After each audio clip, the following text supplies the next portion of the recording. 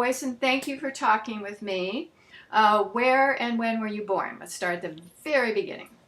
I was born in Hickory, North Carolina, in January of 1971. Does that make you a Capricorn? I am on the cusp of Capricorn and Aquarius. Oh, what a nice thing, because you have the Capricorn stability and the Aquarian vision. Is that accurate for you? A dreamer with a checklist. Perfect. That's, Perfect. What could be better than that? that's Oh, it. great. And then, do you have siblings? I have six brothers. Wow. What's your birth order? I am either number two or number three, depending on how you arrange. So my father was married before he met my mother and had a son. My mother was married before she met my father and had a son. Then they got together, and then I was their firstborn, and I have two other full brothers, and then my mother remarried again and had two more sons. What the probability of that is like minuscule. It's minuscule, yes. So I grew up surrounded by male energy from, I grew up with five brothers. One of the brothers that I have, I didn't even know until I was in my 30s. So he was not a part of the family growing up, but surrounded by all of my brothers, and then I had my dad, and then I had two stepdads in sequence over the course of 15 years. So Okay.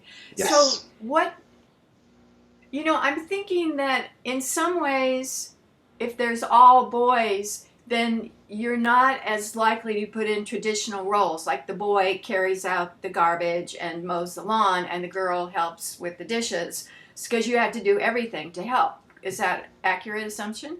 very accurate, and also a split parent, split household. So my mom was a single mom for some period of that time, and it often, even when she was married, felt like she was a single mom. So amid all those boys, yes, it was a group responsibility, cleaning and cooking, and like I learned how to do my own laundry when I was under 10 years old, and we all had responsibilities around the house. Whether we fought against them, that's another question, but yes, we all had responsibilities. So yeah, I that's translated well, because now I'm in my marriage, 16-year marriage. I'm the primary house picker-upper, vacuumer, cleaner, dinner maker. I carry a lot of those things. Laundry is my wife's. I do my laundry, and everything else is, yeah. Do you work at home? Is that why you're I able do. to? And she works outside the home?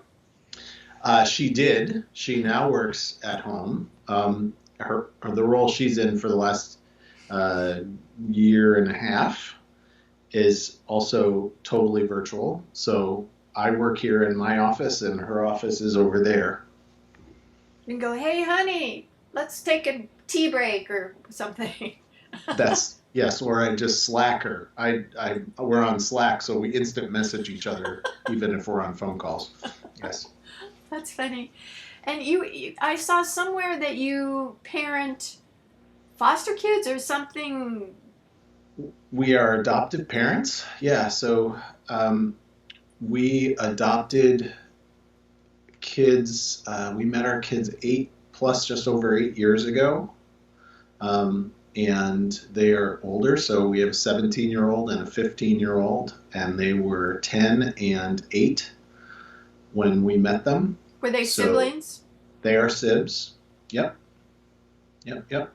So we are a multi household. We're multiracial, multi-ethnic, multi-orientation, uh, multi-household.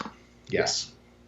So how did that change your marriage to suddenly be parents of uh, Older kids. elementary school age kids? Yeah. Radically, radically. I mean, we were married. We were together for 10 years as like dual income, no kids, right? Dinks. Jinx. Yes, we were dual income, no kids. We traveled. We had a grand old time. We had a wonderful little house. We did not plan on having birth. We did not plan on giving birth to kids. That was a decision that we made fairly early in our marriage, which surprised both of us. And then we went to India, and something had changed in both of us in India, and we returned from India thinking that we would adopt a child from India. And within a month or so of starting that initial conversation, it occurred to us, like, we asked the question, like, how many children are there within 50 miles of where we're standing who need what we have to offer, what we know we have to offer? And so we started taking the Massachusetts adoptive parenting courses to become foster parents, and did the household thing and did all of that research and took additional stuff on trauma, working with kids with trauma. And we were thinking that we would be introduced to one child somewhere between the age of four to seven. And how it happened was we got a phone call on a Tuesday afternoon. There are two kids who are siblings. They need a placement right now. They're just turned 10 and 7, and can you work with us? And we said yes. And so that was the beginning of our parenting journey, and it's been intense and incredibly rewarding and very difficult. And what a spiritual path! What a learning! I mean, the learning that both my wife and I have gone through has been unbelievable, and continues to be.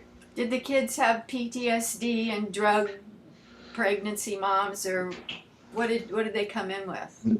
They came. I'm not going to tell their stories for them, and let's just say we are trauma-informed parents. Okay.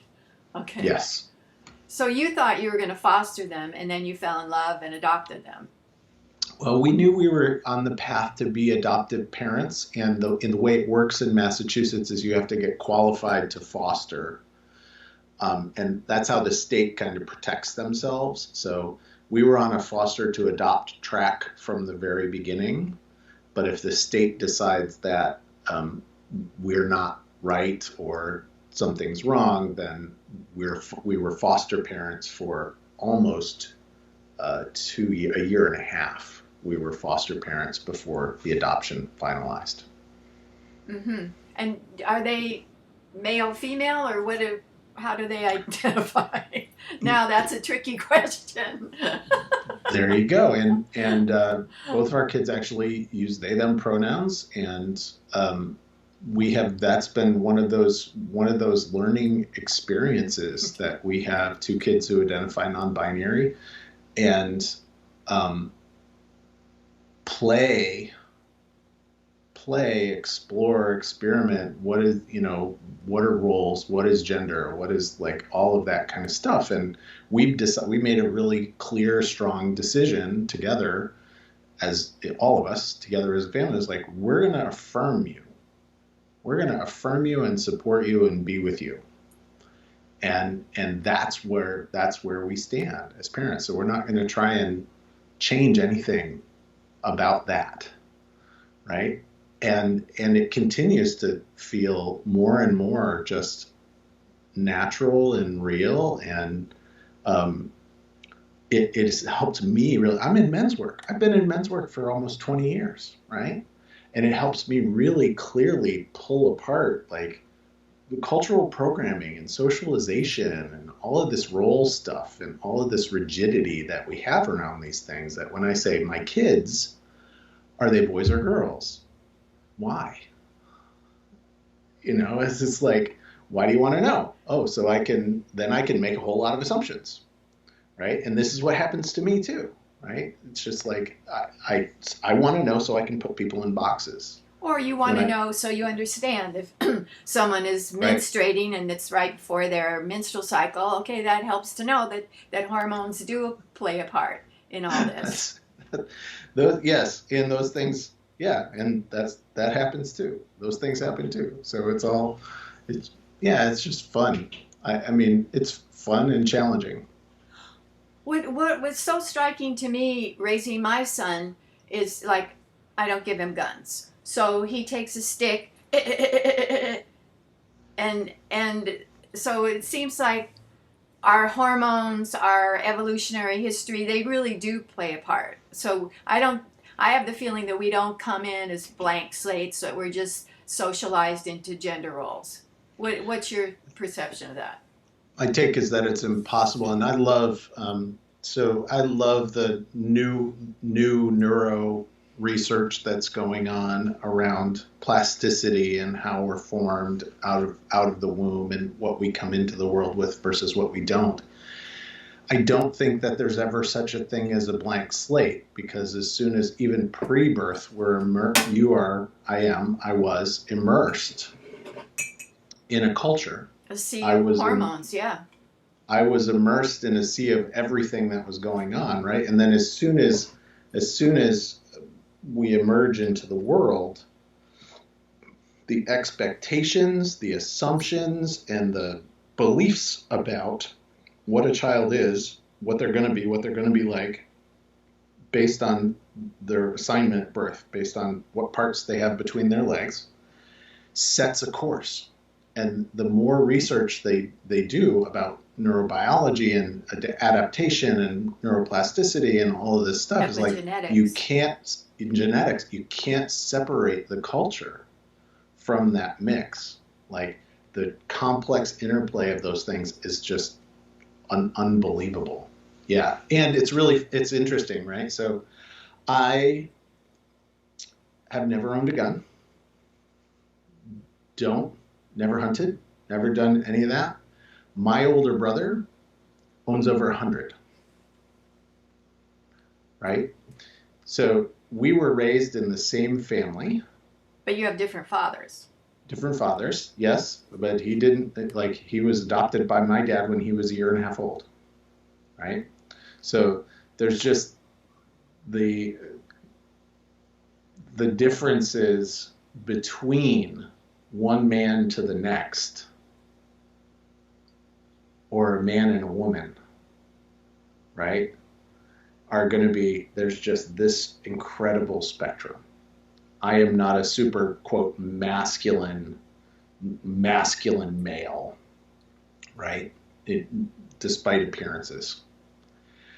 And like one of my kids, my 15-year-old is more masculine than most boys I know. You know, it's just, I don't know. That's a way off of the path of what we're talking about. Oh, no, it's not. It's really right on, because if we're talking about men, we also have to talk about how much of masculinity is socially. What does that tell you, that there are behavioral differences in chimp youngsters? That hormones, like testosterone, seems to do more rough and tumble play, more aggressive behavior. There's spatial differences, like men and women, mice and humans navigate differently with different markers. So my question is, how much do you think we are influenced by our physiology? Some percentage. Like, we are some percentage influenced by our physiology and our hormones and musculoskeletal and DNA and we're some percentage influenced. And I love being in that question, and I'm really non-committal about how much it is. And my belief is that most of what we experience as human beings with our huge brains and the amount of neurodiversity and neuroplasticity that we have as a species is that most of what we experience on a day-to-day basis is cultural. And maybe 50,000 years ago that was far less true. But both the hardware and the software that we use as human beings is just so different than any other creature on the planet. Right. Yeah, and we have awareness and can make conscious choices. Um, Yeah. but just to finish up, what did you learn in your childhood that being a man is? And I'm asking That's because great. young men that I've interviewed lately said they learned don't be like a girl, don't be a sissy, don't be weak, don't cry, da da da. But they didn't learn what it is. Yeah, that's a very interesting thing. We talk about that in men's work and in the Mankind Project. Um, this kind of policing of masculinity and the don't be a is one of the strongest policing forces that we have. And so for me as a child, there was a lot of that. There was a lot of, the grade school, uh, don't be a sissy, and then middle school, don't be gay by the time you get that. And there's this immediate degradation of things feminine. If you are identified as a boy, then we degrade the feminine. We put ourselves in a hierarchy above women, It's I'm above okay girls. because you're not okay. Yes, yes, yeah. And I saw and learned lots of that. And even though, as I've given you hints already, I grew up on a farm. My dad was the local town veterinarian. My mother was my mom passed away in 2002. My mom was an incredibly strong woman. My mom was, a breastfeeding activist in the 70s. La The leche. the La Leche League. She was the president of the La Leche League of upstate New York, All right. right? Okay, so she was physically physically incredibly strong. She had been breaking horses since she was a teenager. She had been, on her own, moved away from home when she was 17 years old. Like she was an incredibly strong woman. So I also learned that. My mom taught me how to gut a room. My mom taught me how to do shingles and roofing. My mom taught me how to, use a hammer. Like, so all of these things are also true. So I didn't get a whole lot of only men can do X, right? And then I also have a beautiful, sensitive, emotional dad. I've been told that I was loved since, forever. My dad has kissed me on the face my whole life. So there are men in the world who have the experience of my dad never told me he loved me. No, I was totally immersed in being loved. So, but for me, the cultural stuff was outside. What did I hear? What did I see on media? What did I get from my classmates? What did I get from teachers? What did I get from our pastor? Like all of those kinds of messages. And the message was don't be weak. Toughen up. Don't show Toughen your up. emotions. So but the men's movement usually says it's okay to show anger, it's okay to show pride, it's succeeding, but that's about it. The male programming, yeah, it's okay to show male socialization. It's okay to be angry. It's okay to be aggressive. There's so much about masculinity. There's a whole field of study in masculinity that's called contextual masculinity. That masculinity is context driven. So a father with his newborn child is allowed to express some of these things, right? Or even in popular culture now, we see in the media the hero who cries. Like the The athlete. athlete, Like, yes, like right? what's his So, name who just left the Spanish soccer team? He cried. yes. Messi. So there's so much about it that's contextual and really based on, what is the actual experience. But in general, the rule is you have to be invulnerable. You have to be tough. You can't show You can't show weakness, can't show that vulnerability to each other. And that's enforced by men and women. That's enforced by all of us. Yeah, my son's stepmother told him, "Don't cry. Big boys don't cry." I said, "No, crying is good for you. It's a good release. Cry." Yes, beautiful. So that teaching those relational skills and teaching emotional management rather than emotional repression. Right? I think that's where what we have to grow into as a culture.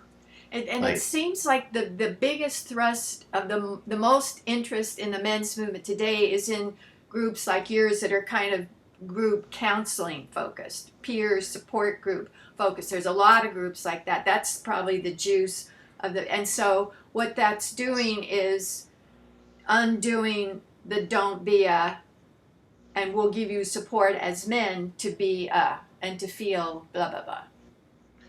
Remedial social programming. Yes. There's some part of the work that we do in our men's groups and in our training programs that's like, we're going to take you back to when you were 4 years old. Somebody taught you something about what you're supposed to be like. Let's give you a remedial experience of what it feels like to actually experience grief or joy or play or anger in a healthy way. And support each other in a practice space. And this is Mankind Project. This is Every Man. This is a lot of the groups that are these peer facilitated. It's our practice space where we get to go and screw up, try again, screw up, try again, and continue to improve. Do you think that women don't need to do that because they got more training from their mothers and peers on how to be more fully humanly expressive? Or I think that there is some truth to the fact that girls and women are socialized to be more emotionally expressive and to communicate more fully and to take the time that it takes to do that kind of thing. And it's not taboo. It's not verboten. And I think women in today's day and age, women need just as much space to do, or, as much space to do the grieving work that needs doing, to do the rage, the anger work that needs doing, to learn how to fully express everything in that kind of practice space. My wife needs shadow work as much as I do. Sure. Every human does, yeah. Every human.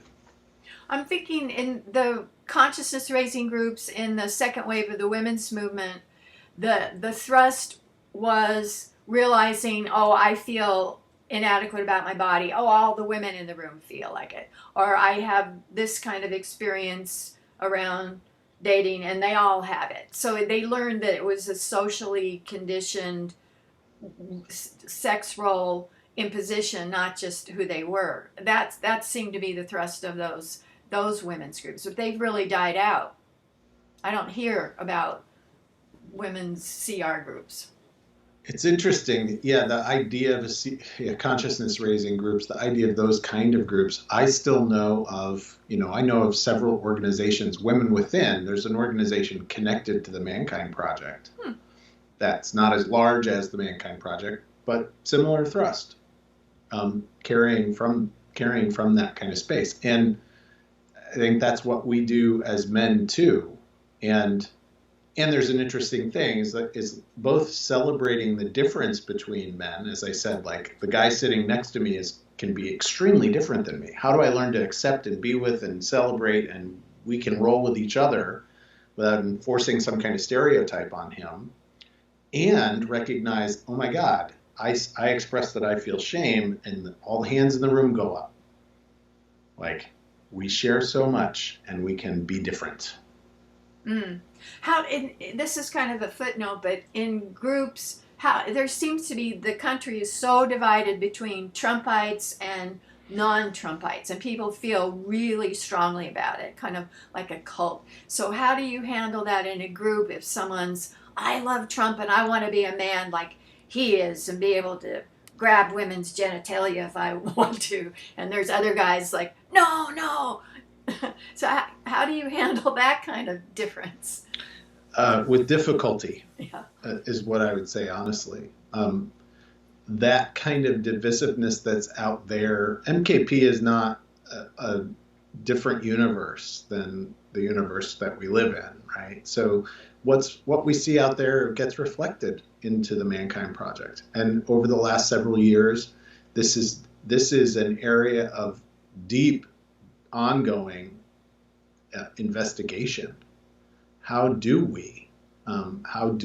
Because strong opinions loosely held is beautiful in one thing, right? Getting in, being able to dialogue, being able to really be in a dialectic with others who have different opinions, beautiful. Very hard, right? Very hard to do. It takes a lot of intentional space. And I think the double whammy is most of our work doing that kind of intensity is face to face. So I can experience you in your body, right? And then I can own my stuff, own my judgments, own my data, own my feelings, not blame you, project that onto you, take all the projections back to do my own shadow work around your opinions and beliefs, right? Do my work around you. That is so much harder to do in a Zoom room. And it's so much easier for us to just splinter. That's an ongoing thing, right? And if we talk about masculinity as the bulk of masculinity, femininity as social constructs, we're coming at two very different conceptions of what the world is like. If a man believes that masculinity is inherent, kind of physically inherent, and femininity is physically inherent, and men are men and women are women. And I'm saying, maybe that's just a story we tell ourselves. Those are very different points of view, very different kind of value systems that we've put out into the world. Absolutely. Yeah. The other big theme in the men's movement that I'm hearing, besides we need to re-educate men, really, in how to be feeling people. The other theme is that father absence is the key to men's problems and issues. That either the dad's not in the home or he's working, comes home tired and crashes on the couch.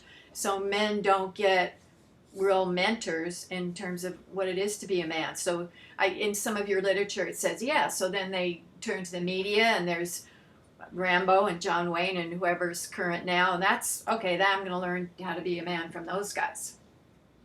I think that the dumbing down of culture is something that's true, and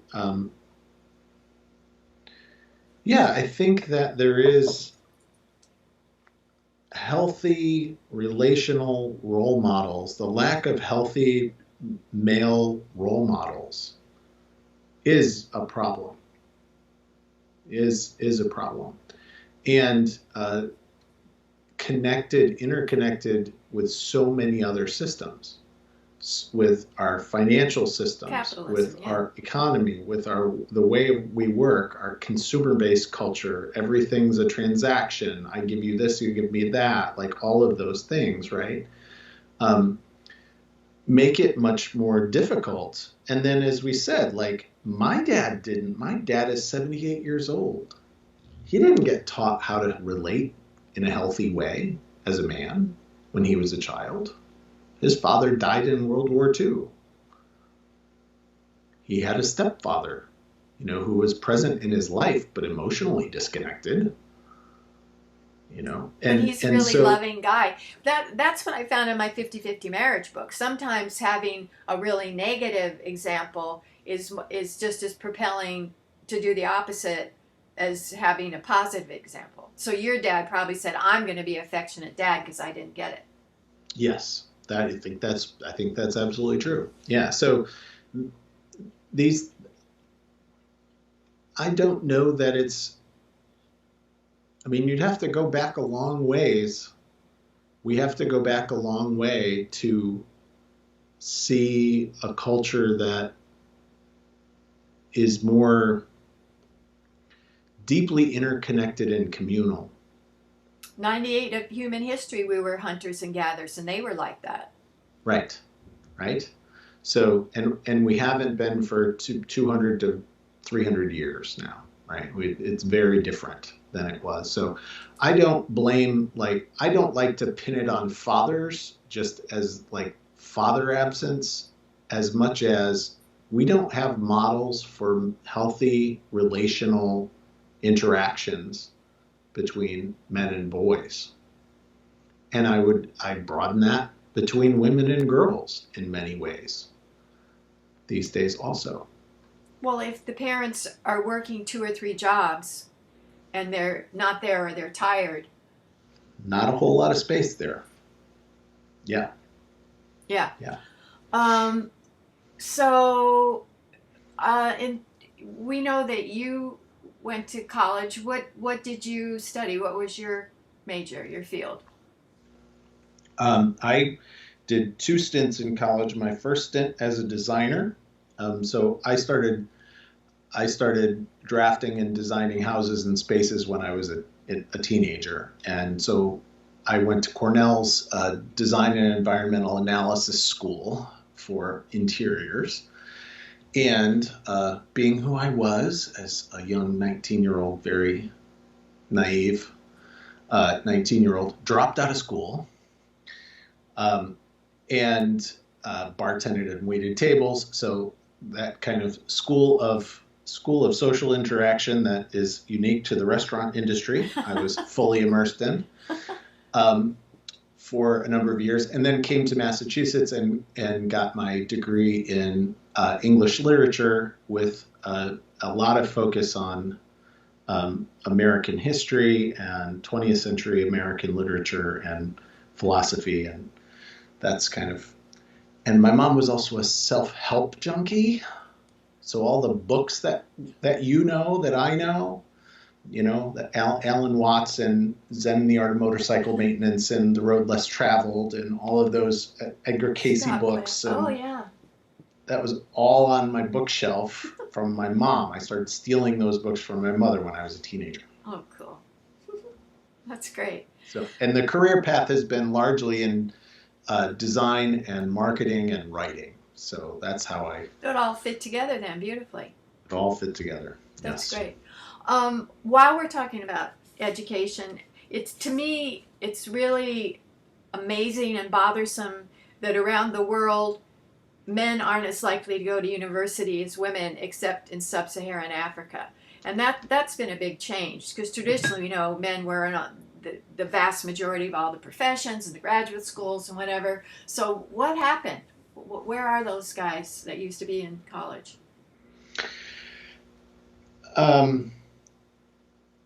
Feminism happened on some level, which I think is really good. So it's still, I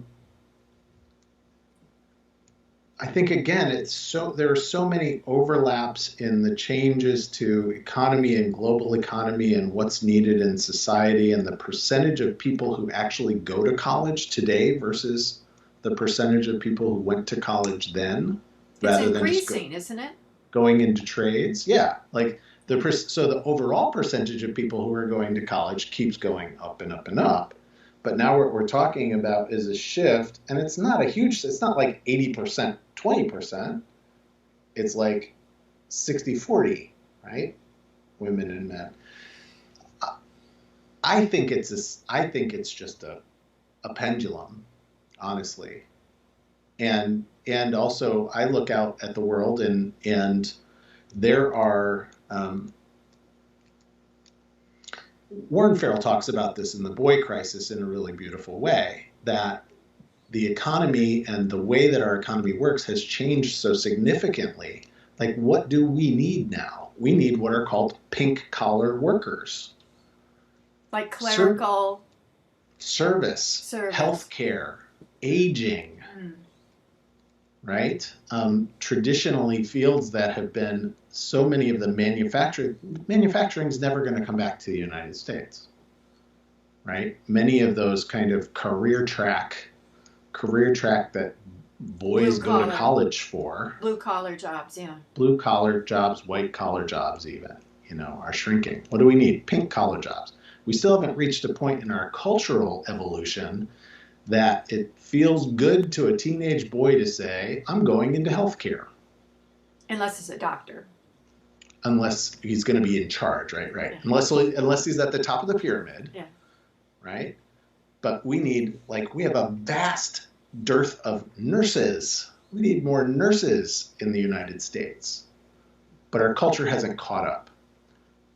I hope and pray and believe that our culture will catch up to that. That's what we need, and we'll adapt. Well, it's good for everybody when men go into a women's field because then the pay goes up. Right, and we still have men's fields and women's fields, and wouldn't it be wonderful if we could erase that distinction? I think what's interesting, even in Scandinavia, which probably does the best job in terms of not falling into gender roles and stereotypes, I think it's still true that the STEM fields are mostly men. I'll have to check on that, but I think so.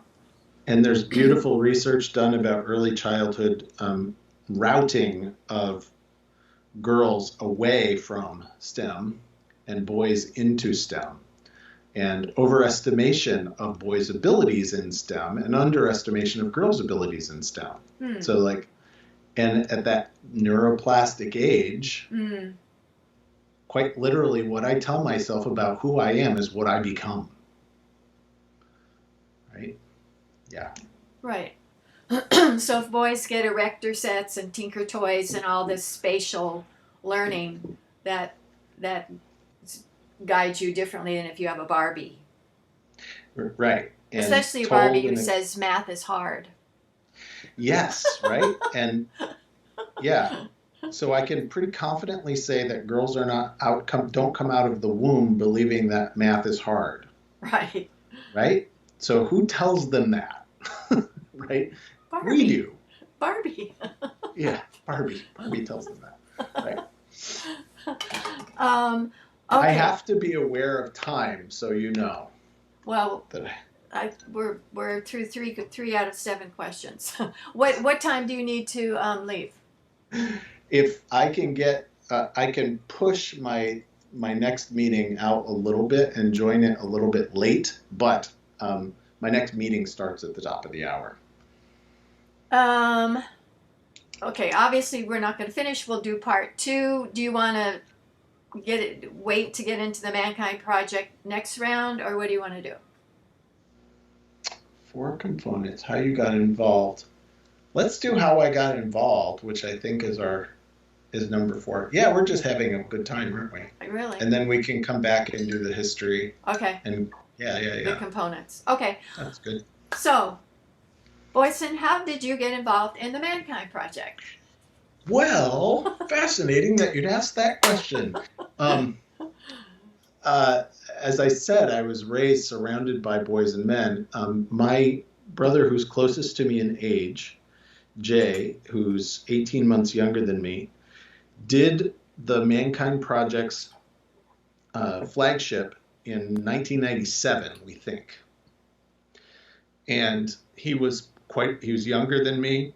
He was in a place of desperation in his life, and he went and did this thing, and it blew his mind. Excuse me. It blew his mind, and he came back and he said, you got to do this, you got to do this, you got to do this, you got to do this. Most of the men in my family did. Wow. My dad did, my stepdad did, most of my brothers, except for one, have all done the New Warrior Training Adventure. They sat in men's groups for some period of time and are still, in some orbit around the Mankind Project. And I was the holdout. I had my books on my shelf. I had my spiritual bypass, if that term makes sense to you. I believed that I had it all worked out and that I just needed my books and I didn't need something else, right? I didn't need to connect and open up. So for 7.5 years, while I was also in a relationship with a woman that was not healthy for her and not healthy for me. And I think we both knew that for a very long time, and also were unwilling to end it. When I finally ended that relationship, after being invited for 7.5 years to do this thing, It's time. then I was at the chiropractor, and I've had back problems thanks to that, and thanks to all of the heavy labor jobs that I did as a kid. So I was at the chiropractor's office. Wayne Garfinkel. Wayne didn't know my family. Wayne didn't know anything about me. This is Western Massachusetts. I got off the chiropractic table and he followed me out into the hallway, and I had an emotional release on the chiropractic table. And he followed me out and he said, Boysen, I can see there's a lot of change happening in you. I can see that things are very different. I can see you're really pushing into this. Da, da, da. Have you ever heard of this thing called the New Warrior Training Adventure? Yes, I have. And so I laughed at him and swore at him.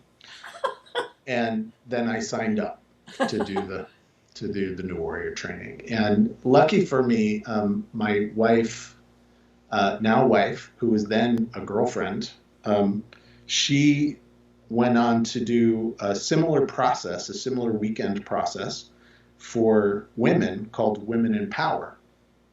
So we entered our relationship and entered our early marriage having actively doing shadow work with each other and separate from each other, which I think has given us a really solid platform for this connection together. Absolutely. Okay. Before we get back to the Mankind Project, I wanted to go back to media because you've mentioned how important that is in shaping our attitudes towards our gender roles. And I'd like to ask you, what do you think boys learn from the video games, the Minecraft and that kind of stuff that they spend hours and hours on? What does that teach them about being a man? That's great. I don't have a handle on any of the stuff, but what comes to mind is that it's really about the microcultures that boys end up in those platforms. So, I know teens who are gamers, who have a good time and don't end up in that kind of toxic swamp, peer reinforced toxic swamp. And I know other teens who do. My kids talk about it as like something we talk about as a family, as something that they avoid. Like if they end up on a server playing something and a lot of this stuff starts happening, then they say something and leave is basically what ends up happening. Is kill things, shoot things. What else? Oh, so that part of it's interesting. So the research on the influence of video games on violent behavior is not conclusive. Right. So I think that there's a lot of that young men, teenagers, boys and girls, both of my kids have gotten into video games at different times, different things, reinforce for each other. And it definitely normalizes, creates a normalizing effect for that kind of violence, for that kind of, it's that dominance-based masculinity, dominance-based role models, kill it to dominate, kind of Can't be more dominating than that. Say that again? You can't be more dominating than that. Yeah, I just wipe you out. That's it. And so there's that, and then there's also the peer stuff, and the peer stuff was where I went, because what gets reinforced is, remember we were talking about that don't be like a girl. So the peer culture of video games ends at Gamergate, right? The peer culture of video games ends up being a really toxic, misogynist, sexist kind of stew that keeps boys in that don't be like a girl, box with all of the nasty words that you can associate with that. What's an example of that misogyny in those games? I don't know, shooting sexy female bodies, or I don't know enough to Well, know. there's some of that from some games for sure, but it's more about how boys reinforce this stuff. Don't be an effing P word. Oh, okay. And that would be in the context of where you didn't shoot enough of your Yeah, target or no, something? yeah. You're not competing hard enough. You're not being like da da da da da, like that kind of stuff. So reinforcing competition and uh, de demeaning other boys using specifically stuff, names, words that are about women, girls, and gay people, right? And also people of color. Like this is also something that my kids have run into. The times that they have been called the nastiest things have been in those anonymous peer situations in gaming world. Like that's where, you know, 14-year-old boys, 13-year-old boys, 16-year-old boys are creating really ugly environments, really ugly microcultures. Hmm. I've forgotten the name of the book, but a woman, I think maybe a black woman, wrote a book about her research with boys showed they were really lonely and isolated. They had to give up their close buddies that they'd had as boys because they didn't want to be seen as gay. And then there's a new book out about boys and sex where she interviewed a lot of boys, and they didn't get talked to. Their parents, they didn't get very much instruction about how do you do this dating thing or what's sex all about. So there's this theme of loneliness and isolation in adolescent boys. Absolutely, yes. So the two folks that I would recommend on that, Dr. Judy Chu and Dr. Niobe Way. Well, that's what I was thinking of, Niobe Way.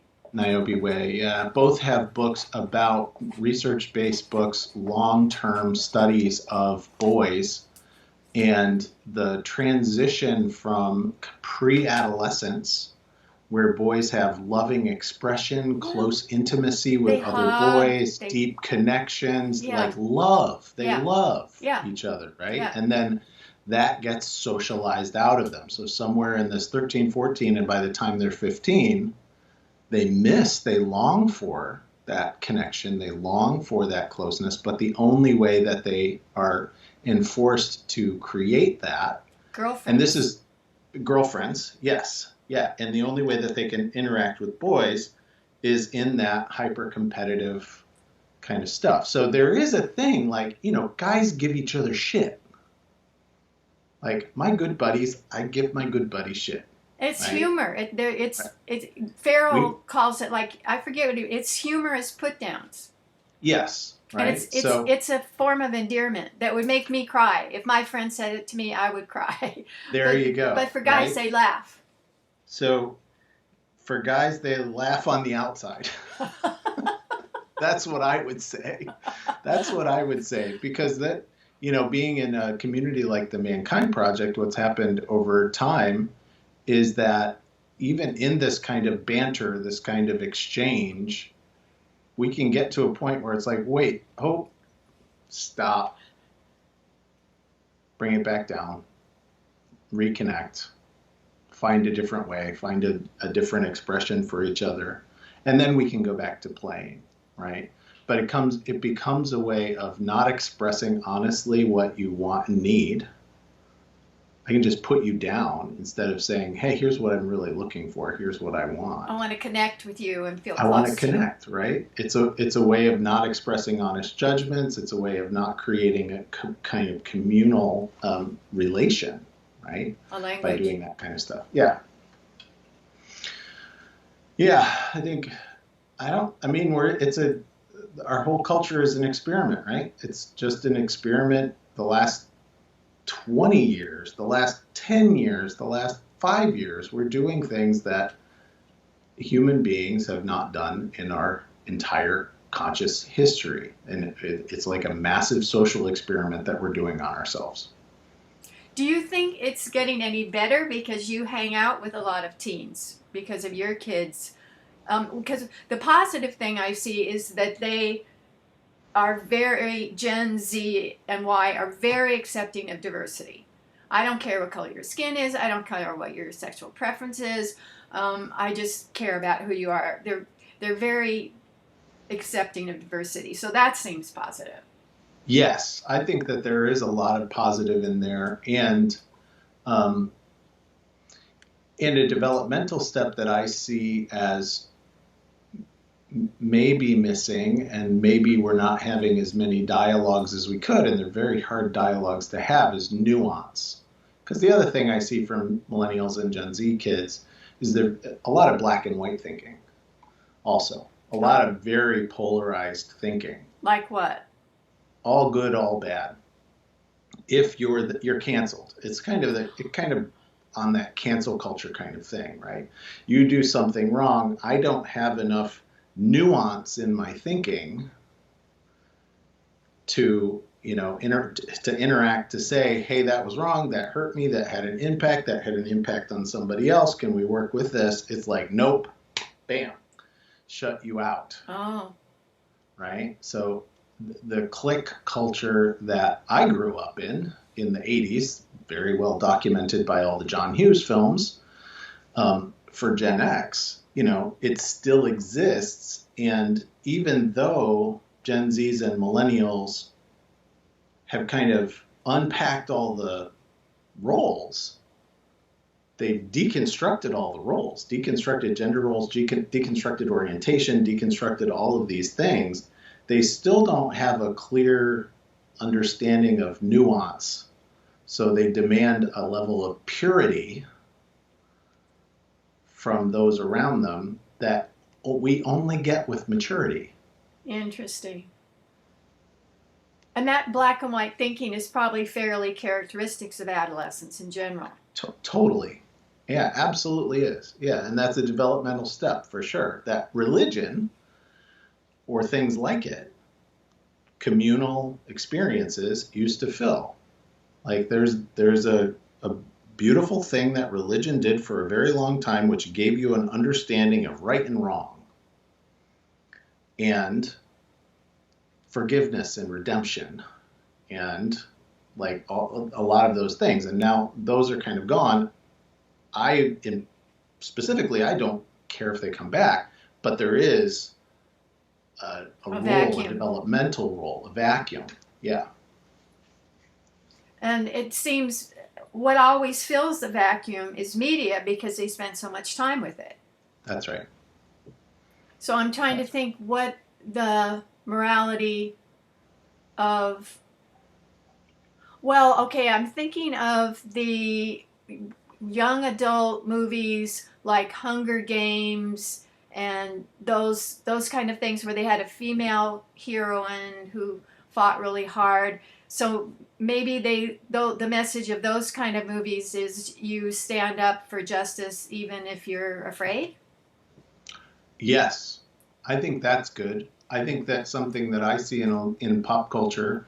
Yeah, there are more female heroes. There's more gender diversity in what we're being presented as what does a hero look like. Yeah. There's more communal sharing, right? It's like we have Avengers. We don't have Superman. You don't have just Superman the movie anymore. Now you have to have a whole cast and crew. You have to have a whole diverse group of people working together to do something. But then it still teaches us that in order to do something, you have to dominate and destroy the enemy, right? So it's still this kind of thing.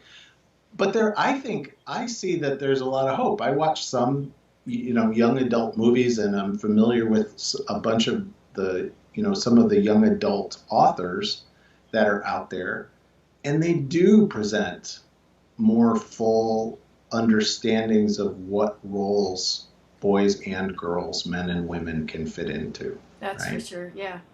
Yeah, there's a lot more men crying in the movies these days than there used to be. And I think that's really good.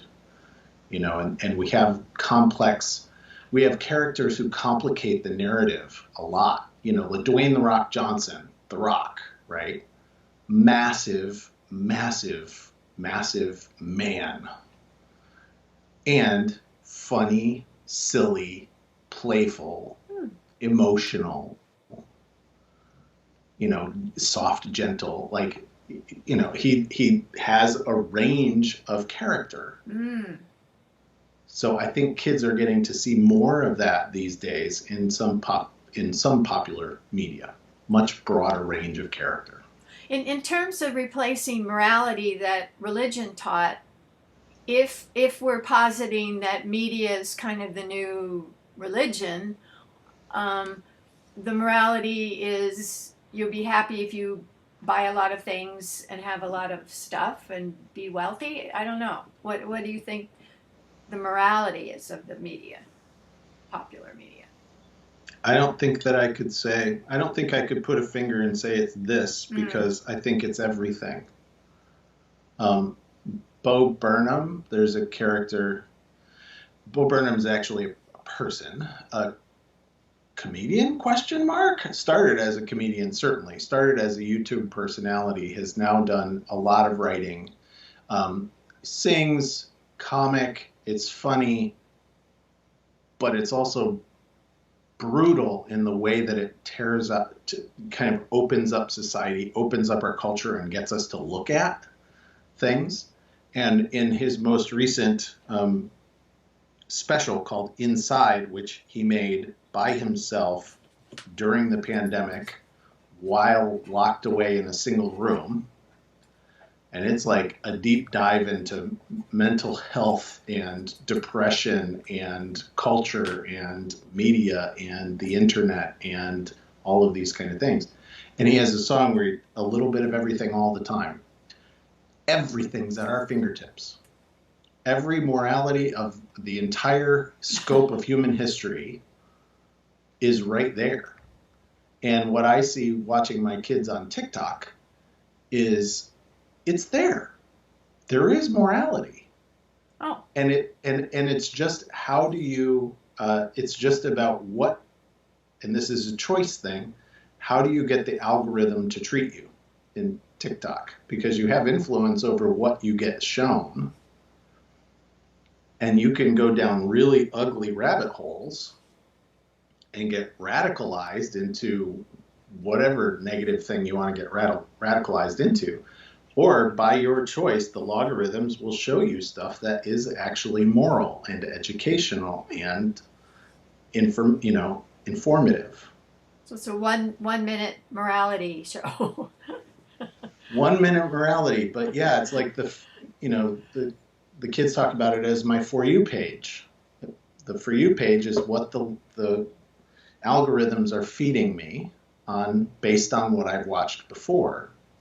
And sometimes my kids will come down and say, my For You page is just crazy right now because they've gotten into weird stuff, so they'll be seeing all sorts of weird videos. Or they'll come down and their My For You page will be like, it's social justice all the time.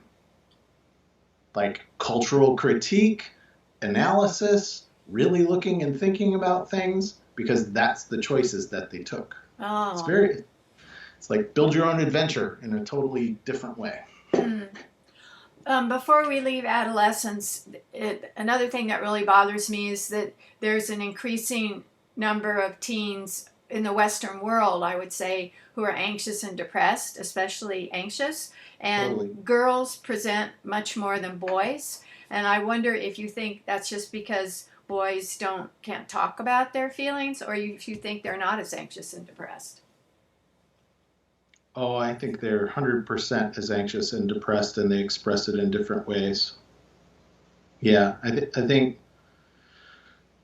in the roles that we're given, girls tend to internalize that anxiety. It ends up being self-inflicted, right? Self-harming behavior, and boys externalize.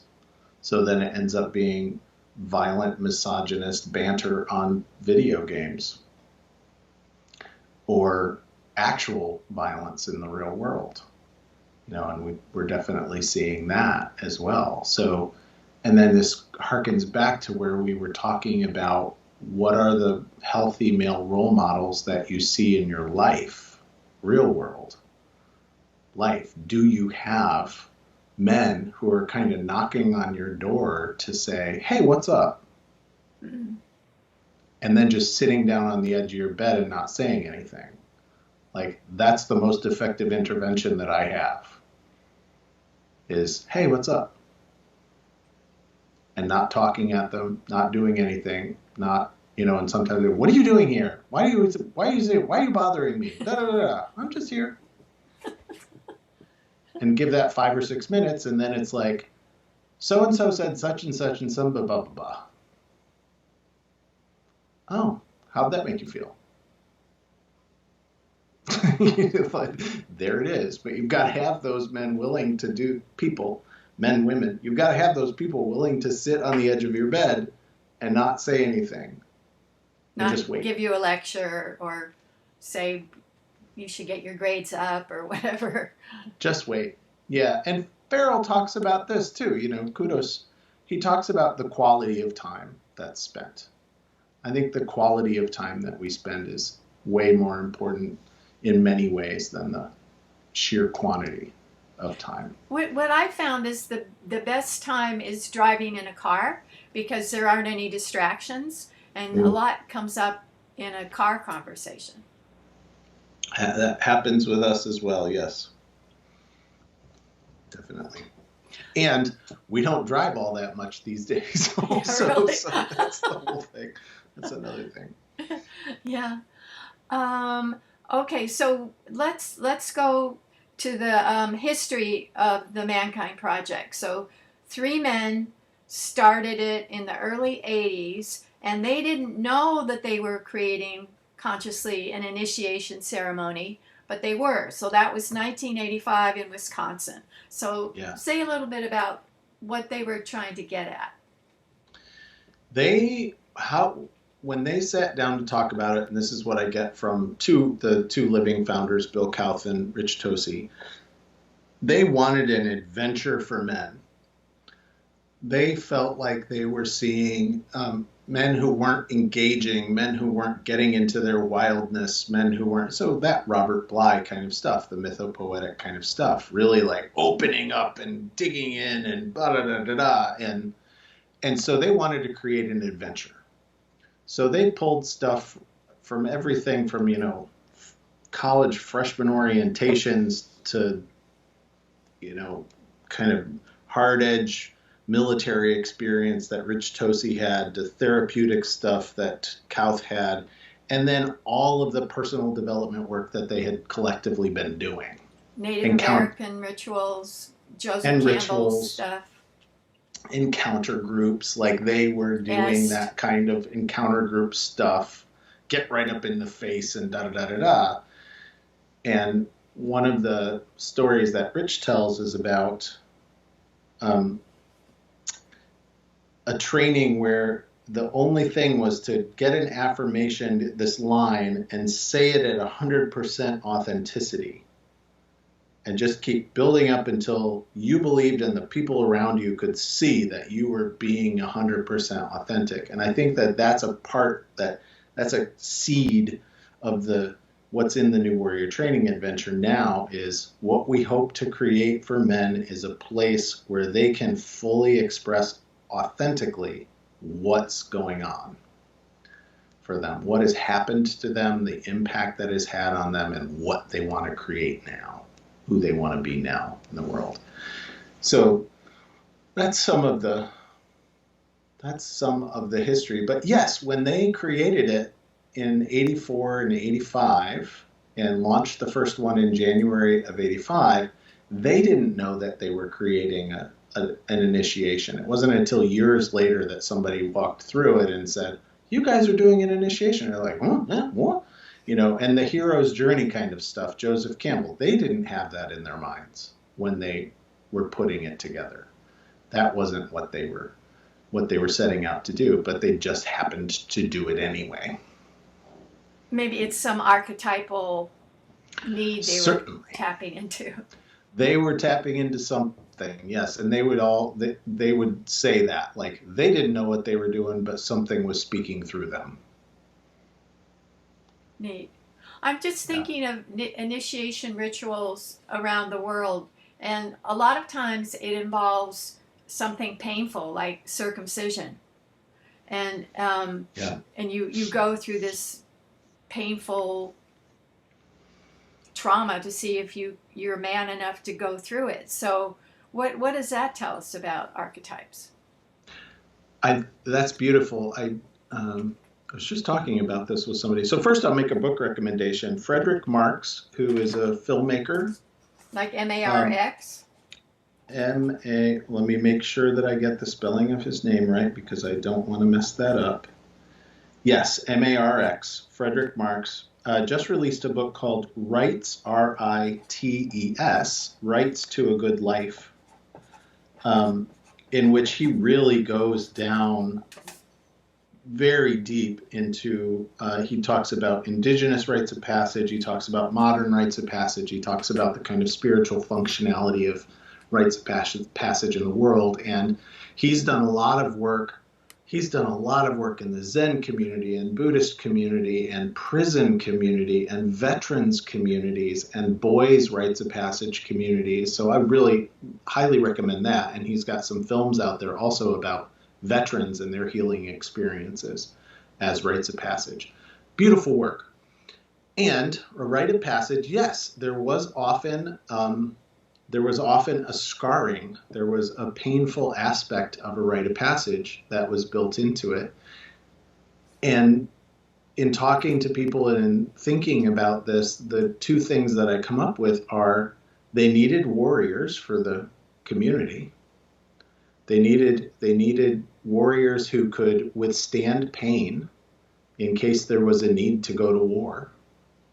So we're going to show you that you can actually withstand pain and go through that, right? If we need to defend ourselves from someone else. So is there a need for that in today's culture? Maybe. I mean, I don't know. I'm not sure. And the other thing that a rite of passage, and this is across gender, this is for culture, any kind of culture, it also gives you a very clear understanding of the boundaries of us and not us. You will, in your adolescence, be a self-centered, me-first person as part of your development. And a rite of passage takes you to a place where, yes, that's great, you have your individuality, and you are subject to the will of the community. And if you don't learn that, we will kill you. And we have the power to kill you. Let us demonstrate that we have the power to kill you. You must fit into the culture. So it is a social programming mechanism to get the individual to fit into a cultural context, into a communal context. And if you can't prove that as an individual you can go through that and be a healthy and contributing member of the community with these rules and these boundaries, then you will be forced out of the community. You'll no longer be a part of the tribe. So those kind of two aspects of a rite of passage were essential to the evolution and continuation of our species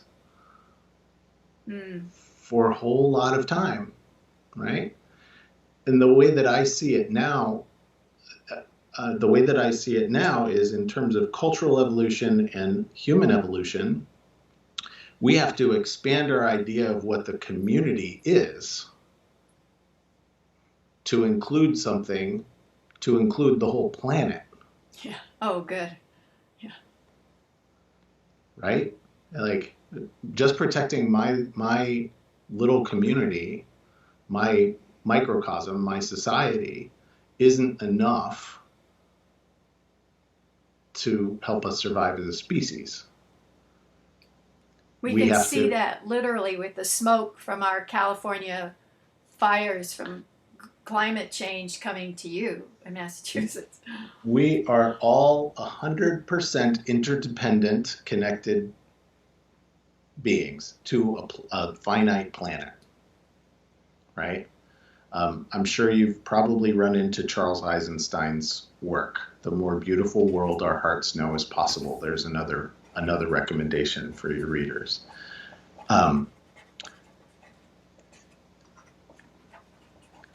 Charles has gone into the gift economy and understanding the new story, and Charles speaks beautifully about being in a time between stories. For so much of human history, we've had stories that make sense, that ground us in a sense of place, that ground us in a sense of society, that we understand. And they were mostly tribal, ethnocentric, or nationalist, right? Those were the stories that we have taken on. Those stories, because of a little bit of everything all the time, I can get every piece of information from the entire human history at the touch of my fingertips and know what's happening anywhere on the planet. Those stories have... Now what? What's the new story? What do we want to create together? And to me, I think that that's an exciting place. And for me, and this is not for every man, certainly in the Mankind Project, the Mankind Project becomes a place where I can practice getting uncomfortable and trying to come up with new stories, both personal and collective. It's like that old saying from the anti-globalist movement, environmental movement, think globally, act locally. Have to, yes, certainly. And I have to, right? I can't just be focused on the global problems because it's overwhelming. Yeah. I have to be doing my personal work, starting with sitting and breathing.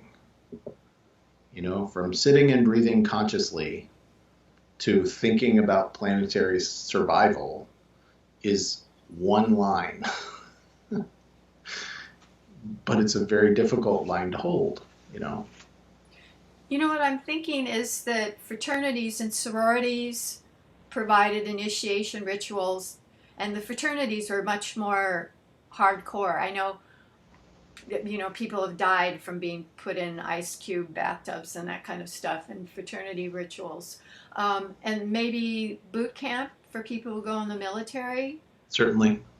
But I can't think of any. Oh, they say getting your driver's license for men, but that's not that.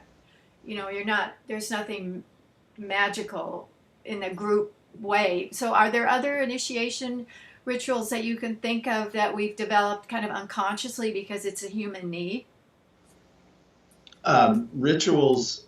I mean, bar mitzvah, bat mitzvah, right? In the Jewish tradition. Quinceanera. I don't think... Quinces, yes, right? Yeah. But there's nothing equivalent for boys, right, in Latin culture? Not that I know of, no. And then we also talk about kind of the gang initiation. You know, there are very close and important gang rituals for initiation, which serve in those roles.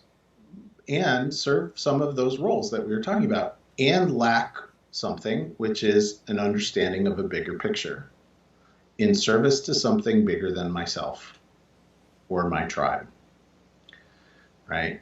And I think that, you know, indigenous rites of passage had that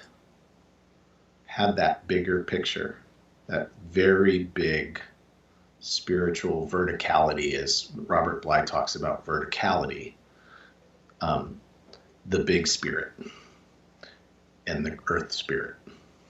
You know, there's also those like Masons and Elks and those men's kind of secret fraternity. Yes. They probably had initiation rituals, I'm sure. They have elaborate rituals, yes. Yeah. The Masons, Shriners. Certainly. Shriners, yeah. The Shriners are one part of the Masons.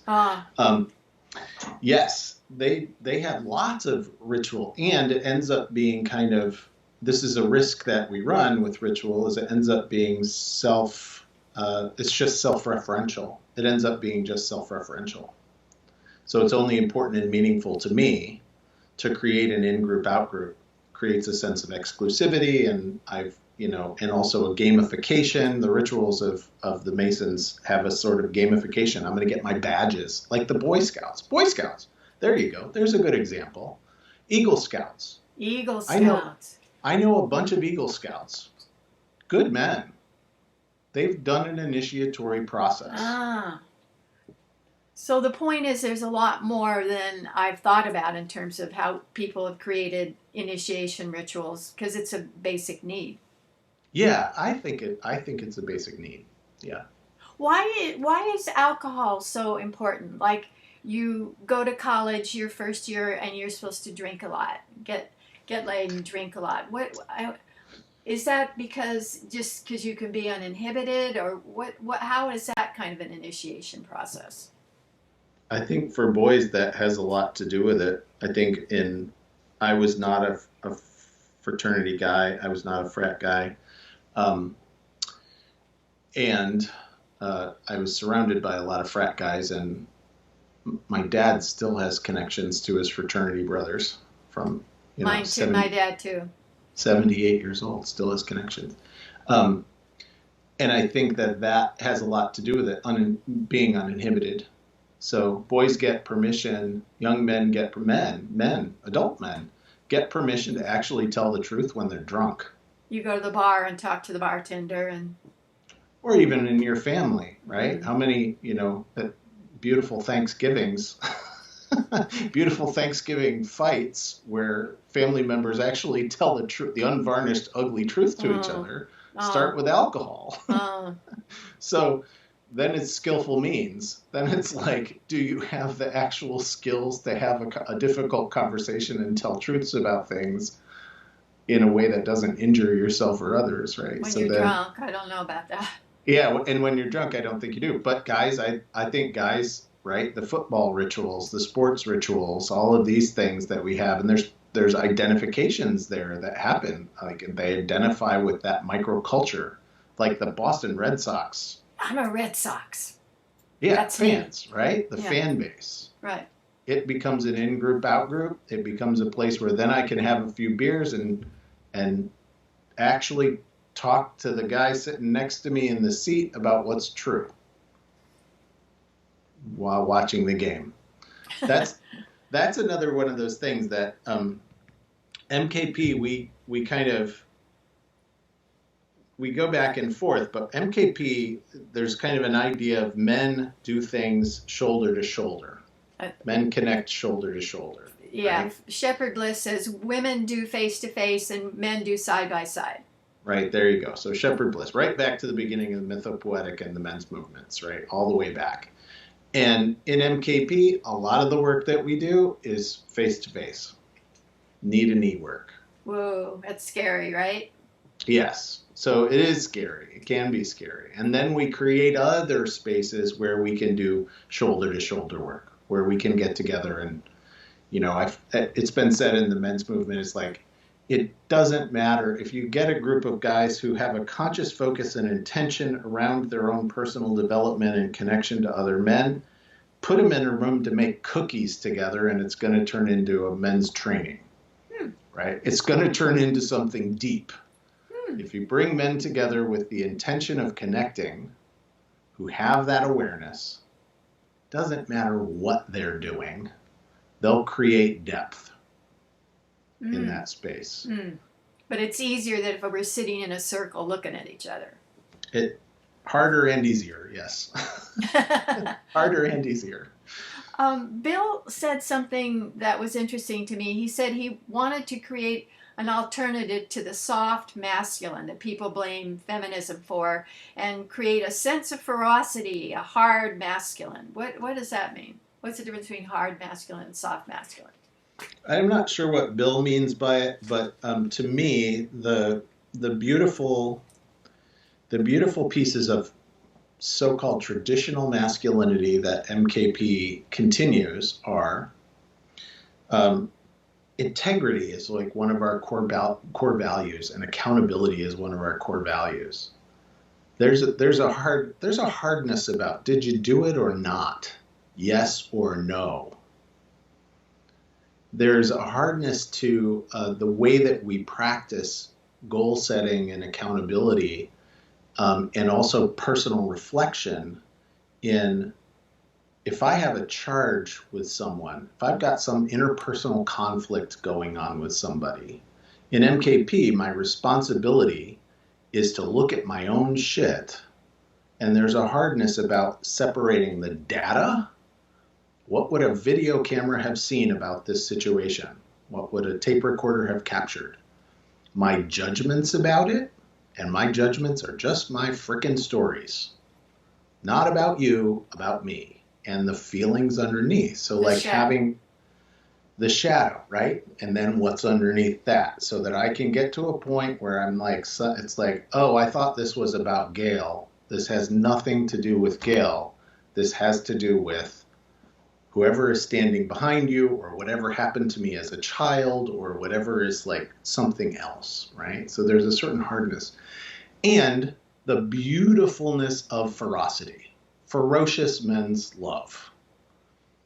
I had never been in a space where men had open-throated yelling, open-throated crying, fully embodied somatic expression, right? There's not actor friends that I know, theater people that I know have that kind of thing. Some dancers that I know have that kind of thing. Some athletes that I know have that kind of thing. But MKP creates a space where a guy who has been buttoned down like me, I was so buttoned down. I was so, the mask was on. I was very, I'm going to do the right thing. I'm going to be gentle, I'm soft, I'm going to say the right thing. We create a space where you can get as hot as you want and contain it and let you know that you can go there and still be safe.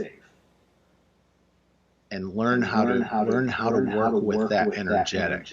And I think that a lot of men who go through the New Warrior Training Adventure, that's a big pop that they get. Like I thought that if I allowed myself to feel that anger from what happened to me as a child, that I would kill someone, or that I would get lost in it, right? That I would kill. So I've seen this happen on New Warrior Training Adventures. Bring up that energy, full force, 100%. Pull it back. See what you just did there? You're capable of choosing to pull that back and contain it. Now express it.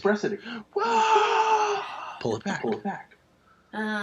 Right? And grief. Grief is another huge one that I think we see with men. The world needs to grieve. Men and women, all of us. There's so much to grieve. If men are lonely, if they're more lonely than women, then in some ways they have more to grieve. Yeah, there's so much to grieve. Just like Malidoma Some's work, or those kinds of things. Grief work. We give men the opportunity to grieve. Fully collapsed grieving. I was terrified that if I went into that grief, and I hear this from a lot of men, that they would never be able to come back. Mm-hmm. If I start crying, I'll never stop. Mm. There's beauty and fierceness and rawness and realness about that. That I think is. I think it's very important for men to have spaces to get in touch with that. And I think it's important for women to have spaces to get in touch with that too.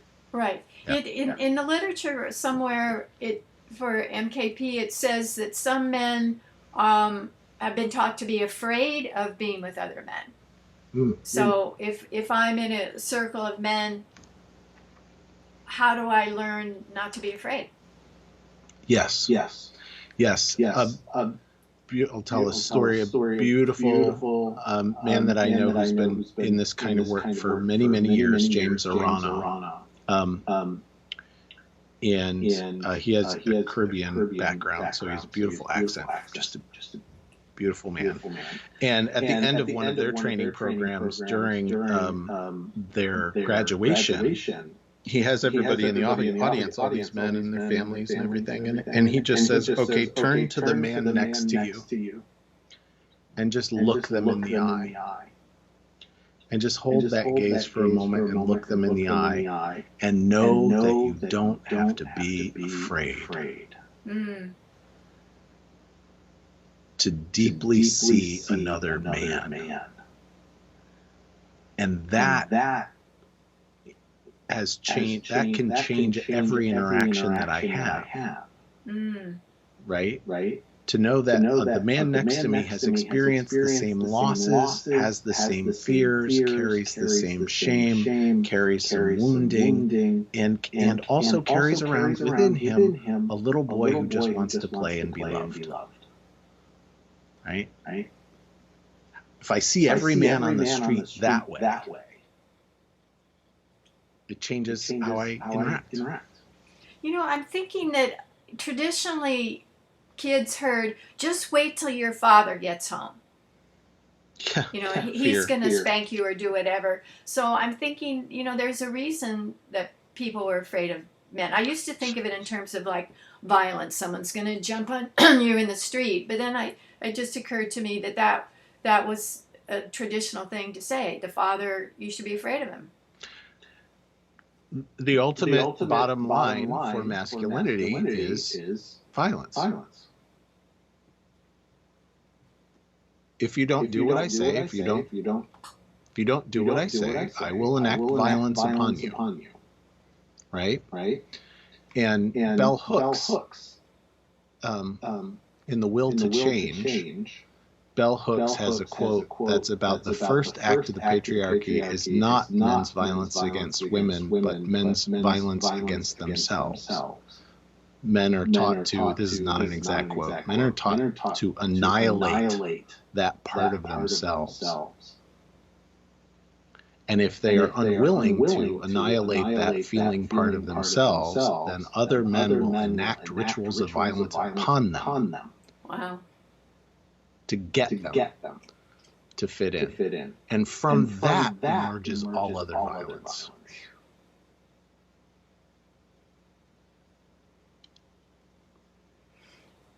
I'm thinking again of the hunters and gatherers, and I read a book about the first people, and they didn't do violence to each other. I know they had initiation rituals. She mentions like when girls first get their period, they have a ritual. But so our genetic makeup we're not programmed to be violent to each other. We've survived as a species because we've cooperated with each other. And because we have the capacity for empathy and connection from the moment we're born. Motor neurons. And yes, exactly. Mirror neurons and reflection, right? Yeah. So that's what's allowed us to survive. So the chimps and bonobos kind of, are you a chimp or a bonobo? Kind of question, right? And so if you get to choose, would you choose to be a chimp? No. Good. I want to be a bonobo. Right. Well, you have they the power solve to choose. everything with sex. Yeah. Exactly. Much better than killing each other. Yes. 100%. Yes. So the new warrior training adventure happens over a weekend, and it's staffed 1-to-1. More than 1-to-1 frequently, yes. Wow. And so the idea is we go through the hero's journey, as Joseph Campbell spells it out: descent, ordeal, and return. Yeah. I know you're not really supposed to talk about the details, but what could someone expect from that weekend? I believe that you're going to include a graphic that is not explicit about what happens on the New Warrior Training Adventure, but it gives you a pretty good idea of what the arc of the journey of the weekend is. And what you can expect is that you're going to be frustrated and angry and feel confronted, and you're going to be joyful and happy and laugh. You're going to see more expressions of men's emotion than you've probably ever witnessed in your entire life. Wow. You're going to see more emotion than you've probably ever seen in your whole life. And there are parts of it, I've said to, this was true for me, it's true for most men who go through, there's some time on the weekend when you just want to leave. I'm getting out of here. By Saturday afternoon, I was like, I want to leave. But the first question that we ask when a man comes through the process, and because it's this kind of initiatory experience and hero's journey experience, we don't show you the whole menu. We don't show you everything that we're going to do, right? But we do ask you, are you willing to do whatever? Are you willing to do whatever it takes to get what you came for? If you're willing to do whatever it takes to get what you came for, then knock on that door. And that's the beginning of your weekend. And by Saturday afternoon, I was like, the only reason that I wanted to be there was because I had said I was willing to do whatever it took to get through the process. And then by Sunday afternoon, it's like, thank God I hung around to get through the process, to be in that. So there are, it's 50 or more different processes over 40 hours. Wow. It's packed. It's ritual theater. It's emotive. It's cathartic. It's playful. And it's not a retreat. You don't go to the New Warrior Training Adventure expecting to sit in a chair and get talked at. Yeah. Do people sleep? Is there or not? Oh yeah, we absolutely sleep. Yes. You won't sleep as much as you're used to sleeping, especially Friday night, first night of the training. But we literally clock it. Like we make sure that you get enough. You get X amount of sleep. We make sure you get X amount of calories. We make sure you have X amount of break time. We make sure you have enough water and all of that kind of stuff, right, to go through the process. But it's not lavish, right? That's not the point. It's not why you came. What do you find is an optimal number where you have a chemistry where things can really happen? I love trainings that are in the mid-20s for participants. The mid-20s up to 30 for participants, and that means that you'll have about 45 staff. And the staff is going to be a combination of, we have a global certification process for full leaders of the New Warrior Training. And these are guys who have been doing it for years and years and years, and they know it intimately. So there'll be a leader team, small leader team, 4 or 5 men. And then there'll be a bunch of guys who have done the training, who've staffed the training 10 to 20 times. And there'll be a bunch of guys who have staffed the training 5 to 10 times. And there'll be a bunch of guys who have staffed the training never to 5 times. So there's this incredible mix of, you could be standing in front of somebody who did the training 2 months ago. Or you could be standing in front of somebody who did the training in 1987. And they're all going to bring something different with them to the process. If it were me, I think I'd feel like claustrophobic if I had 2 people following me around all the time and asking me how I was feeling or whatever. That would feel like a lot. Well, the processes are not designed so that there's people following you around all the time. It's a lot, like we mix it up. So there's a lot of mixing it up. Small group experiences, small individual experiences, team kind of experiences, one-to-one kind of experiences, journaling, visualizations, individual process work. It's like very, very mixed. And then the reason the staff is so big is that so that the whole staff doesn't have to be in the room at the same time. So it's a moving feast, right? Like everybody's there when you first arrive, but then you'll only see, you'll just see, oh, I saw that. I remember that guy. That guy was here a few hours ago, and then he's gone, and then he's back, and then he's through the process. It's different men leading different processes. What's your typical participant? What age group, educational background? What do they want? Depends on where you are. The what do they want? The why part, I think, is the most important. So evolution happens, in my opinion, when there's enough stress in the environment to push it. So most men who approach the New Warrior Training Adventure, they have some level of awareness that they've been getting a call to something. I'm unhappy in my job. I'm starting a new relationship and I don't have the tools I need. That was true for me. I just ended a relationship. My marriage is falling apart. I want to totally change my life. I have no male friends. I want community. There's something in them that is calling to them. So there's usually some sense of like pain and some sense of urgency about, I'm really ready to do something with my life. Really ready to do something different, make a new choice. A lot of guys who come to the New Warrior Training know not one, but a couple of other New Warriors. Other guys who have gone through the training. I knew a bunch, as I told you. Right? Your brothers. Yeah, I knew a bunch. So I got to see them model something that I hadn't seen before. So it wasn't the first invitation or the second invitation or the 10th invitation for me. It was like the 30th invitation for me that got me to it. Right? From a totally different guy. Triangulation. Totally different guy who knew nothing about me.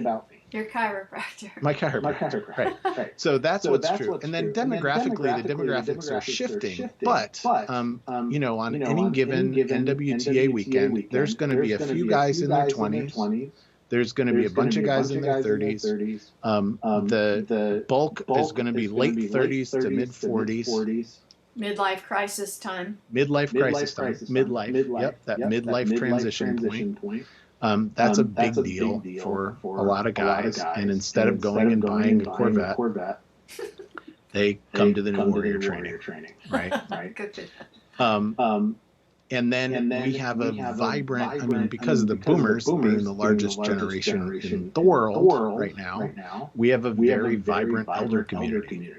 So you can get a guy who's 22 coming through the weekend and a guy who's 78 coming through the weekend on the same weekend.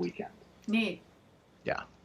Education. Generally, guys have some education. It's a pretty good split for high school grads, college grads, and advanced degree folks. Middle class, if there is such a thing, and we have scholarship programs so that any man who wants to get to the work can get to the work. We'll support him to get into the program. And then in terms of racial and ethnic mixes, it depends on where you are in the country. What do the demographics look like where you are? So there's growing like Hispanic community in Los Angeles. There's active African American population in Chicago and Atlanta and Metro New York, and Northern California has a lot of Pan-Asian, Asian men, Middle Eastern men, like connected to tech industry and all of that kind of stuff. So it started super white. MKP started very, very white. Wisconsin, right? It's still very white. And that's something that we've had to continuously kind of confront and work with over time. You have the gateway.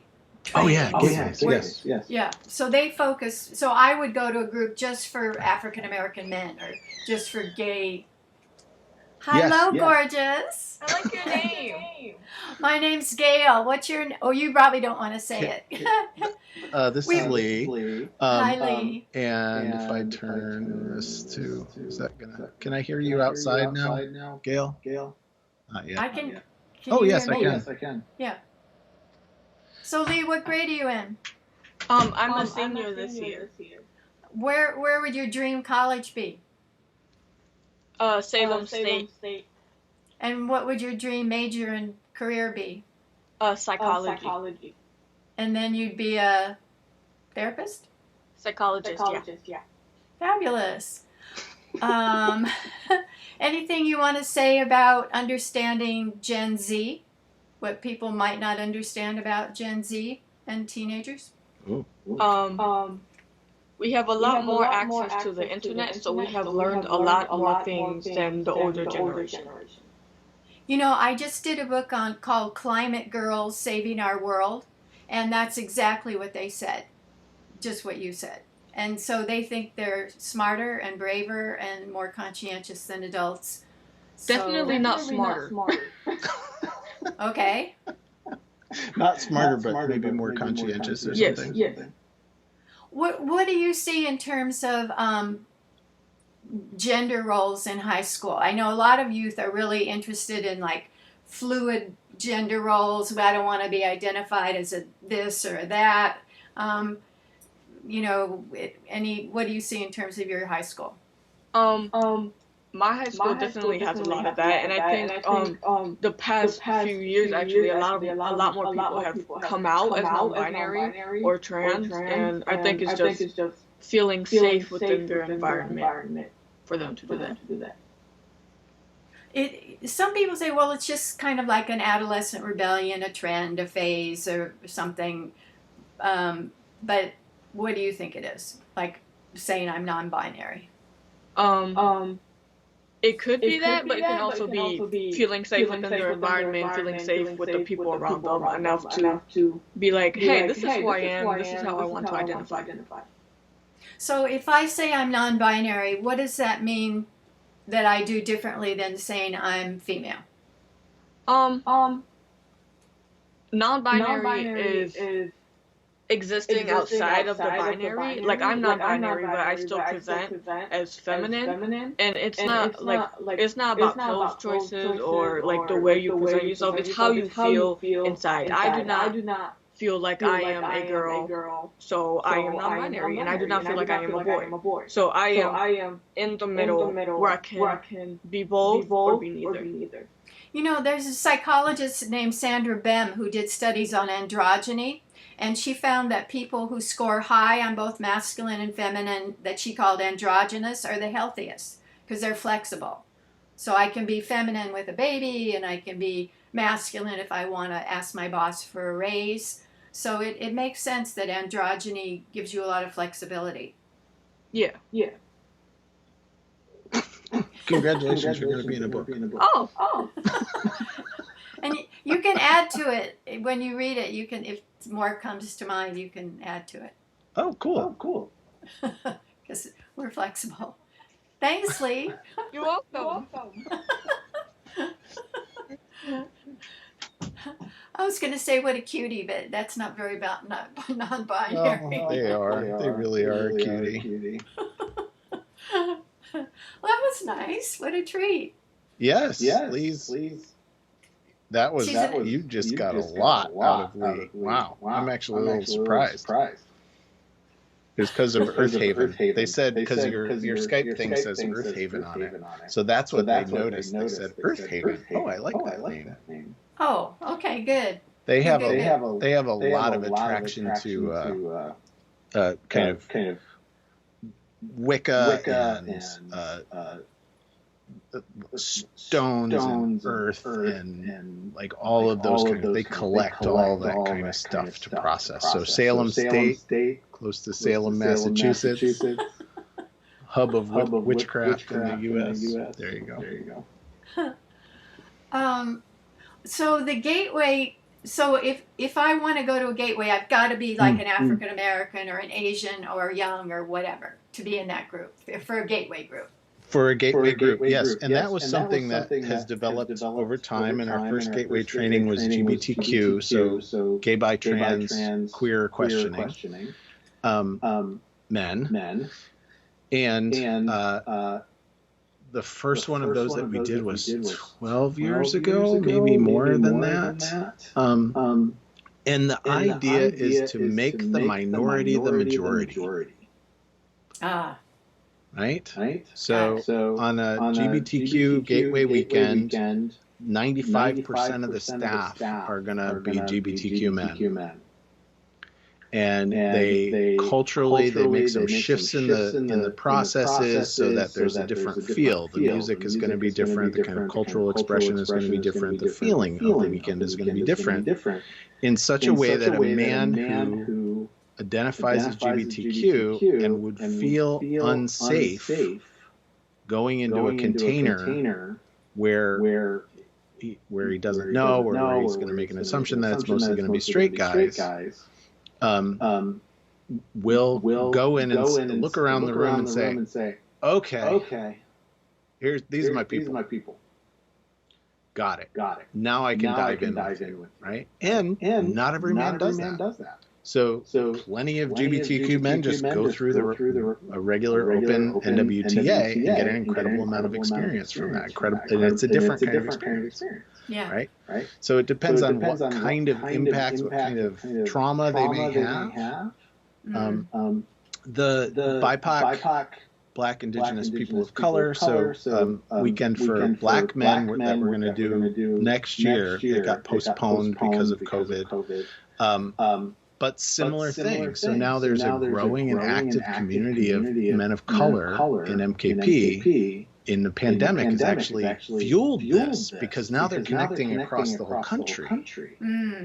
Creating a different kind of container, right? So you've got a different kind of interaction going on. And then the young warriors, it's a different thing. So a guy in midlife, like we were talking about, guy in midlife is going to be looking for a different get from a process than a guy who's 20, 22. They're much more nomadic.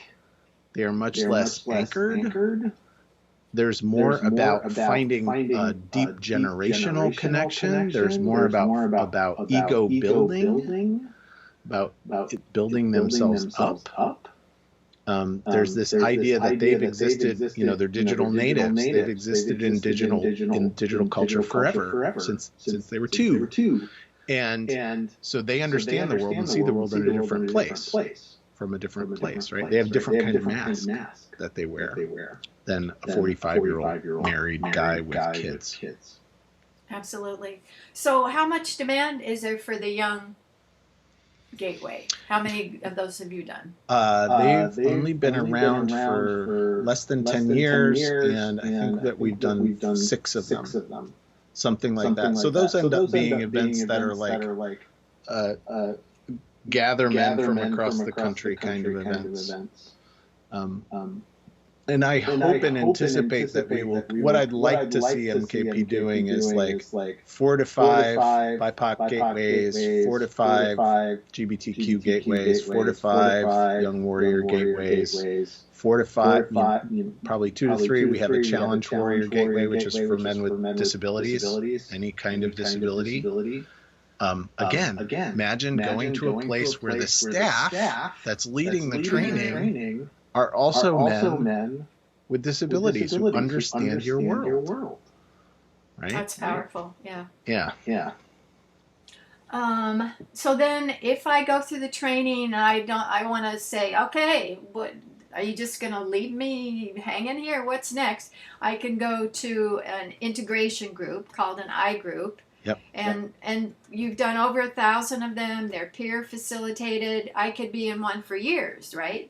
Yes, absolutely have been. So right now in the United States, in the U.S., we've got something like 750 active, ongoing, peer-facilitated men's groups. And then add to that our global regions, and we've got over 1,000. We're supporting somewhere 8,000 to 10,000 men a week. And how many countries now? We have a presence in 25 nations, something like that. And that's great. Yeah, so growing presences in Central and South America and Southeast Asia and some of the Eastern Bloc, Eastern Europe nations, in addition to the kind of developed West. We started in the developed West, so we're still learning how to activate and be better in our culture. And men can be in groups for a very long time. So I've been sitting in a men's group since 2004. The same group? Nope. Third. I'm in my third. So entered into the oldest group in New England when I got out of my training. The first developed group from New England area of MKP. And then entered into a new thing that they were doing that I helped to design a couple of years later, and then took that model and brought it down closer to home. And this is what happens with a lot of guys, right? I traveled to get to group for a while, then said, okay, we've got enough men closer to me. We're going to start a group. So we've been in our Springfield men's group for 12 years, 14 years, something like that. So the prototype model for groups like that is that you do rounds. Everybody goes around and checks in just briefly. Then we go around again. Okay, we're going to focus on you, and you. Yes, I think men like structure. Men like to understand what's going to happen. So in all of our groups, and this is for brand new guys too. So we have open men's groups that are for guys who have not experienced the New Warrior Training Adventure. We have a bunch of online trainings now for men who have not gone through the New Warrior Training Adventure, so that they can get some of the skills and connection and learn and do this kind of knee-to-knee work in the virtual world.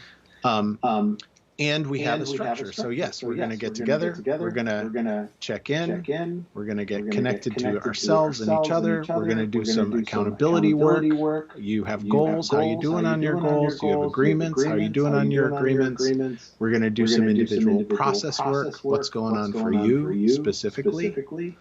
If you want to, if you want to step up, I need 15 minutes to talk about this thing that's going on with my kids. I'm really struggling. Do some work, and then bless and affirm each other, which is another thing that how many men in their lives get blessed and affirmed on a regular basis. If they have good wives or partners, they do. Yes. And absolutely. That, my hands up for that for sure. Yeah. And I think it's really important for men, and this is out there in the work too. I think it's really important for men to not be putting the burden of our emotional work on our primary partners.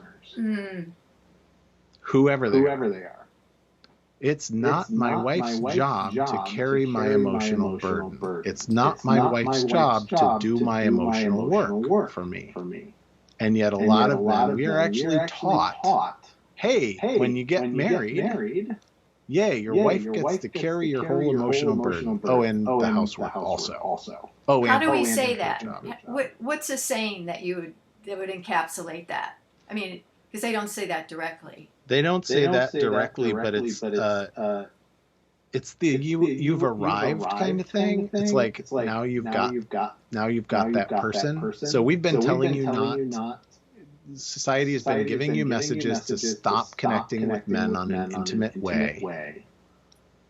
Right? Connection. Heart. Space. We've been giving you that message since you were 5 years old.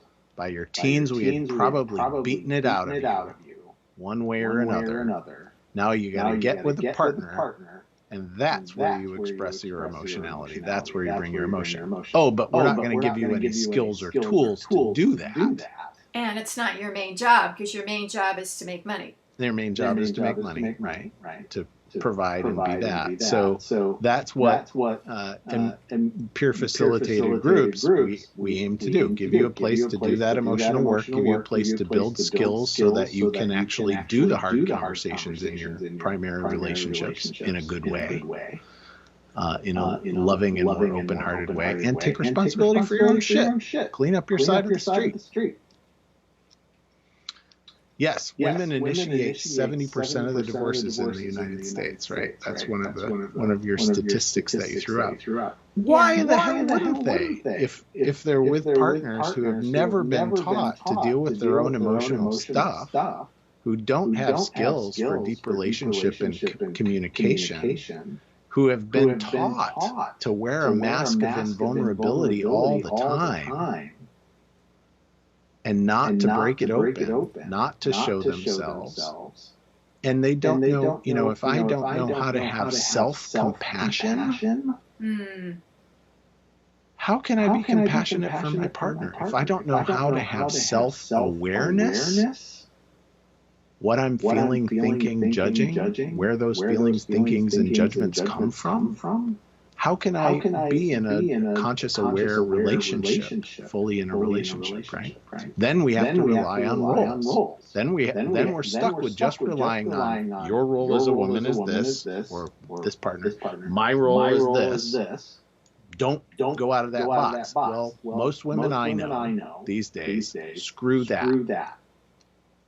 Not gonna do it. Not willing to be in that role. Especially because they're working. Yes, and have to. Right. And that's have to, want to. Yeah. That's there we go. What I mostly see in terms of women's anger at husbands is that the husband is on the couch watching the game, and the woman is holding the baby, talking on the phone, cooking the dinner, and she says, "Honey, could I get a little help here? Oh, wait, the touchdown hasn't happened yet." And so there's a lot of anger over domestic sharing of work, and then when the woman is angry, she doesn't want to have sex with him, and that it creates this uncoupling, unbonding mechanism. Uncoupling, unbonding, unhealthy power, also unhealthy power differentials, right? And then you end up with men who feel resentful, disrespected, unacknowledged. I go out and work hard, and no way to express that, and no way to be connected to that. So yes, I fully get that. Folks that who've done relationship training work connected to the Mankind Project, theirs is one of these places where it's like, if your wife or partner comes to you and says it's time that we get some help, you better listen up, because it might already be too late. If they've gotten to that point, then it might already be too late. And you're going to have to do a lot of work to bring it back. So what is that even when they're both employed, the woman, in terms of all the studies, she does more of the housework, childcare, everything. I mean, he carries out the trash and mows the lawn. Gender roles that we've created over the last X number of decades, centuries, are very slow to die. Very slow to change. And we tell men, we're still on some level telling women that that's the expectation. This is the expectation that you're not only going to work because you have to, but you also have to take care of the house, take care of the kids, take care of your husband's emotional life, all of those things. You have to. No wonder they're initiating divorce. They're tired. Totally. Like exhausted. And I would be too. Right? So we're telling women that. We're telling men. And this is also unhealthy, right? This is the system that we've created. We're telling men your role is to provide. Your role is to work hard, sacrifice yourself, put money in the bank, provide. And all of that soft work is not for you. You are less of a man. And I still see this. I see this in MKP. You are less of a man if you're cooking, cleaning, taking care of the kids. Like there's a whole movement out there of SAHD, stay-at-home dads. Right? Daddy bloggers. Who they're fighting against these stereotypes. And they get judged not only by men, but also by women. What's wrong with you? There's a message that if you're not working, if you're a stay-at-home dad, or if you're carrying the majority of the housework, what's wrong with you? You're broken as a man. Right? A failure. You're a failure as a man. Yeah, you failed. So, and I think that any problems that I have with kind of Warren Farrell's, the way he attributes causation and causality to that, I'm like, not so much. And one of the things that he's asking for, calling for, I fully so much support, which is we need to give guys the space and freedom and cultural acceptance to do what calls to them. because I think there are many, many men who, being close to their children in that intimate, loving, nurturing, connected relationship to the home, to nurture, that's hugely important. And I think the go out and work to put food on the table is a very new thing. Like the nurturer archetype, there's a male nurturer archetype. The farmer, the grower, the digging your hands in the dirt, husbandry, stewardship. These are nurturing roles. And there's really such a beautiful opportunity for men to embrace those nurturing roles. If culture says, yes, you're a beautiful whole man for doing that. Right? The whole mythopoetic movement that Mankind Project evolved from is, in essence, it's apolitical, where the women's movement focus on the political. We're going to change. We're going to vote, get the ERA passed. We're going to elect people to Congress. We're out there in changing the power differential. But the biggest branch of the men's movement is about doing men's work, which is inner work, and it's not about changing the political system. Is that an accurate statement or not? You can hear Paisley in the background. There is a I think that has largely been true. I think that has largely been true. And there is a large branch of the men's movement, kind of pro-feminist men's movement, which has been side by side, right? All of these things have kind of gone along and developed side by side over time. That does have a much more critical focus on the kind of systemic stuff. They focus a lot on violence. Focused a lot on violence, yes. Focused a lot on kind of patriarchal dominance-based masculinity, right? And looking critically at masculinity. Well, the last couple of years, if you've been in the conversation about masculinity at all, there's all kinds of divisiveness and polarity and attack in that conversation around masculinity. You're saying all men are bad. You're saying masculinity is bad. You're saying that da-da-da-da-da. And like, no, that ain't it. Like, no, that's not it. Like, I love salt. Salt's great. Salt's good on my food. Do I put 2 tablespoons of salt in a glass of water and drink it? That's toxic. Right? So masculinity, this kind of hardness that Kauth talked about in way back in the 80s, like accountability, personal responsibility, integrity, service to others, like all of these things, freedom, liberty, choice, all of these things that are beautiful aspects of a kind of traditional masculine role. But if you cut off all of the emotionality and softness and nurturing and compassion and empathy and all of that, then you end up with men who are more likely to die 5 years earlier, 5 times as likely to commit suicide, multiple times more likely to end up in addiction, multiple times more likely to commit violent acts. Right? That's what happens when we rigidly enforce a dominance-based way of being for half of the population, half the human population of the world, right? So underneath even the men's movement, even the mythopoetic men's movement, there is an idea of let us pull apart the stories that we tell ourselves. Mythopoesis.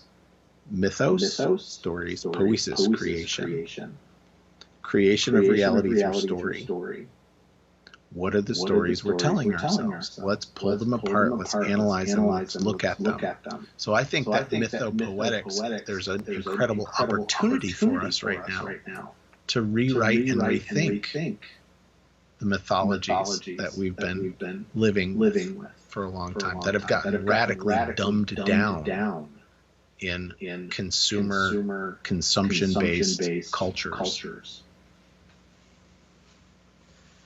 It seems like the most political are the father's rights after divorce, custody issues, guys. Those are the ones who are trying to talk to legislatures and make legislative changes. Maybe they may. Some of them may be doing that stuff. What I see of the men's rights MRA movements online is that there's a whole lot of energy toward blaming women and blaming feminism in general. Blaming feminism for sure. Yes. As if it's one monolithic thing. Either or. Yeah, as if it's a monolith. As if you can say that's a feminist and that's what a feminist is and does and thinks and feels and believes. When that's just absolutely not true, right? And I see in what I'm exposed to, in some of what I'm exposed to, I see a real adolescent kind of mentality. I don't want to accept responsibility. Right? I don't want to be responsible for my own emotions, and I don't have tools. So here are the tools that I could give you. And by the way, the tools that I could give you have been in feminist thought for 50 years. Right? So yeah, I think anything that I am suspicious of anything that seeks to reinforce old ways, old roles, old ways of being as gender roles for men and women. I'm suspicious of anything that does that. And that's me personally. So do you agree that the peer counseling group aspect of the men's movement is the largest in terms of participants? Certainly. Yes. There's Everyman, there's Mankind Project. What are the other big ones that do this kind of peer counseling for men? There are some smaller groups, Sacred Sons, Juntos. There's out of Connecticut, Conscious Men's Movement. There are a whole lot of, it's very small, lots and lots of little small ones around there that I couldn't even name for you. And then there are others that are doing work in specific populations. In the Northeast, there's an organization called All Kings that is mostly men of color that works with men who have been incarcerated. There are other organizations that focus specifically on different demographics. There's also there has been. Paisley. Oh, that was fire. That was Firefly. Firefly's now under the bed. Okay. There also have been men's organizations, and there are men's organizations focused on kind of ecumenical Christian men's organizations. Evangelical groups? There are evangelical groups, there are Catholic groups, there are different kind of flavors of the work out there. Well, that was like Promise Keepers. Promise Keepers. Yes, Promise Keepers was that. And Promise Keepers, I believe, was trying to make a comeback, and then the pandemic happened with the big stuff. So, as I said, I'm suspicious of anything that seeks to reinforce rigid gender roles. And there's a bait and switch, I believe, in something like the Promise Keepers, because what they actually did was get men to connect with each other and connect with their emotions. Right? But if you're only connecting with each other and connecting with your emotions in order to reinforce old gender roles, is that going to work for us long term? I don't think so. What do you think is the legacy of Trump for men's evolution, and the fact that so many people voted for him and love him and whatever, and then does Biden provide like a good dad alternative to the mean dad?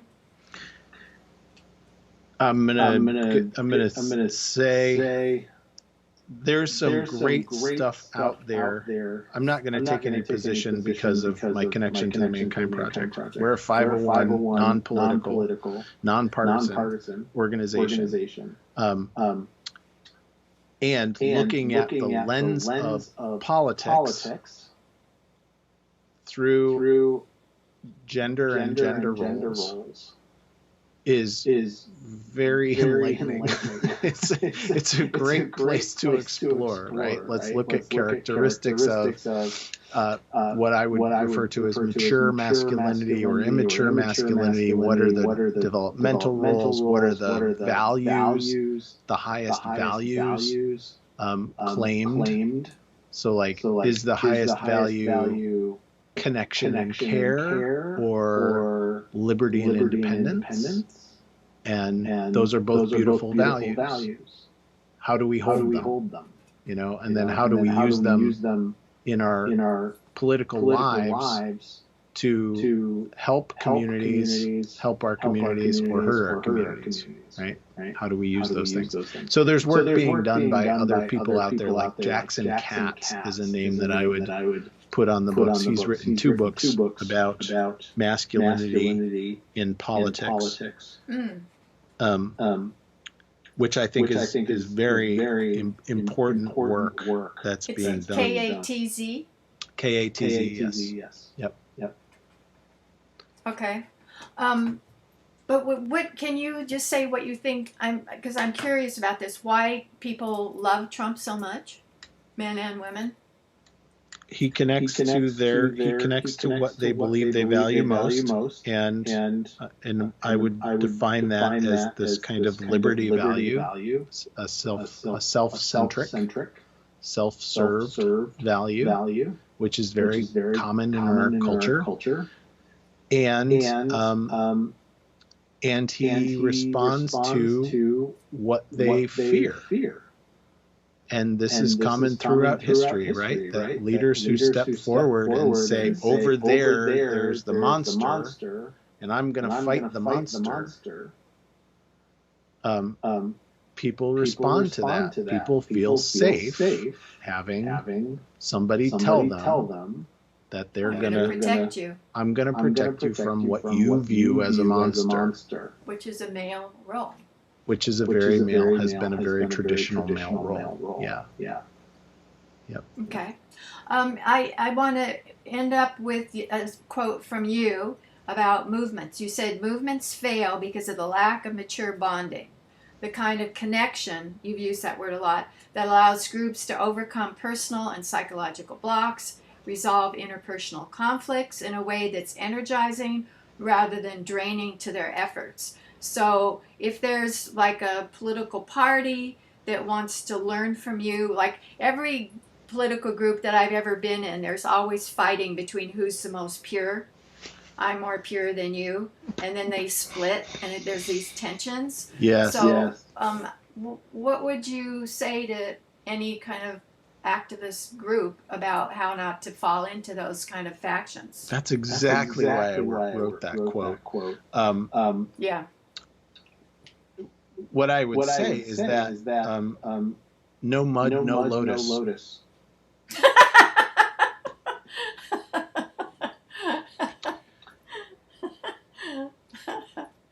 Keep going. So that's a Zen saying, right?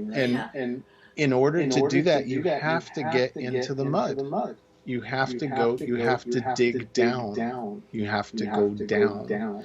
And so whether we call that shadow work, unconscious work, archetypal work, that in that kind of Jungian sense, emotional work, right? So this is something that I have seen in the nonprofit world and in the kind of activist world, right? Is a lot of people who are they're in their interaction. Why did they get into being in a nonprofit? Because they care. They care about other people, right? but then they get them into the environment of the nonprofit world, and it's just like head games and power and control and that purity kind of thing. Where if I can get honest and do, if I'm doing my own shadow work, then it's what am I projecting onto you, and owning it. Doing the deeper level emotional vulnerable work.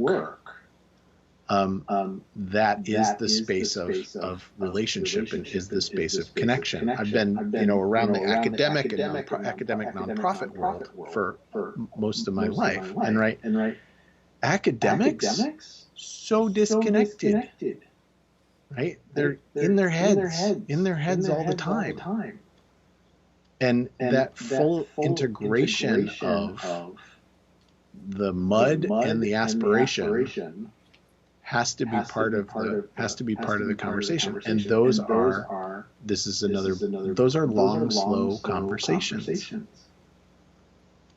Long, slow, painful conversations, which most of us are unwilling to do, unwilling to choose those conversations, which I think that's what movements end up lacking. And that purity thing that we've touched on a number of times is like, I'm not pure. The worst thing that I can project out there onto somebody else as my enemy. Oh, he's horrible. I hate him so much. It's right in here. It's right in here.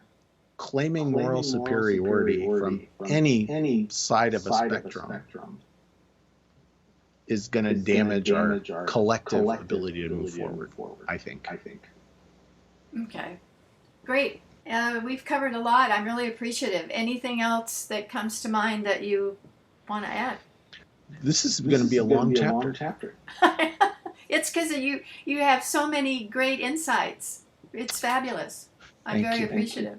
I am as well. It's been fun, and I look forward to seeing what happens next. Okay.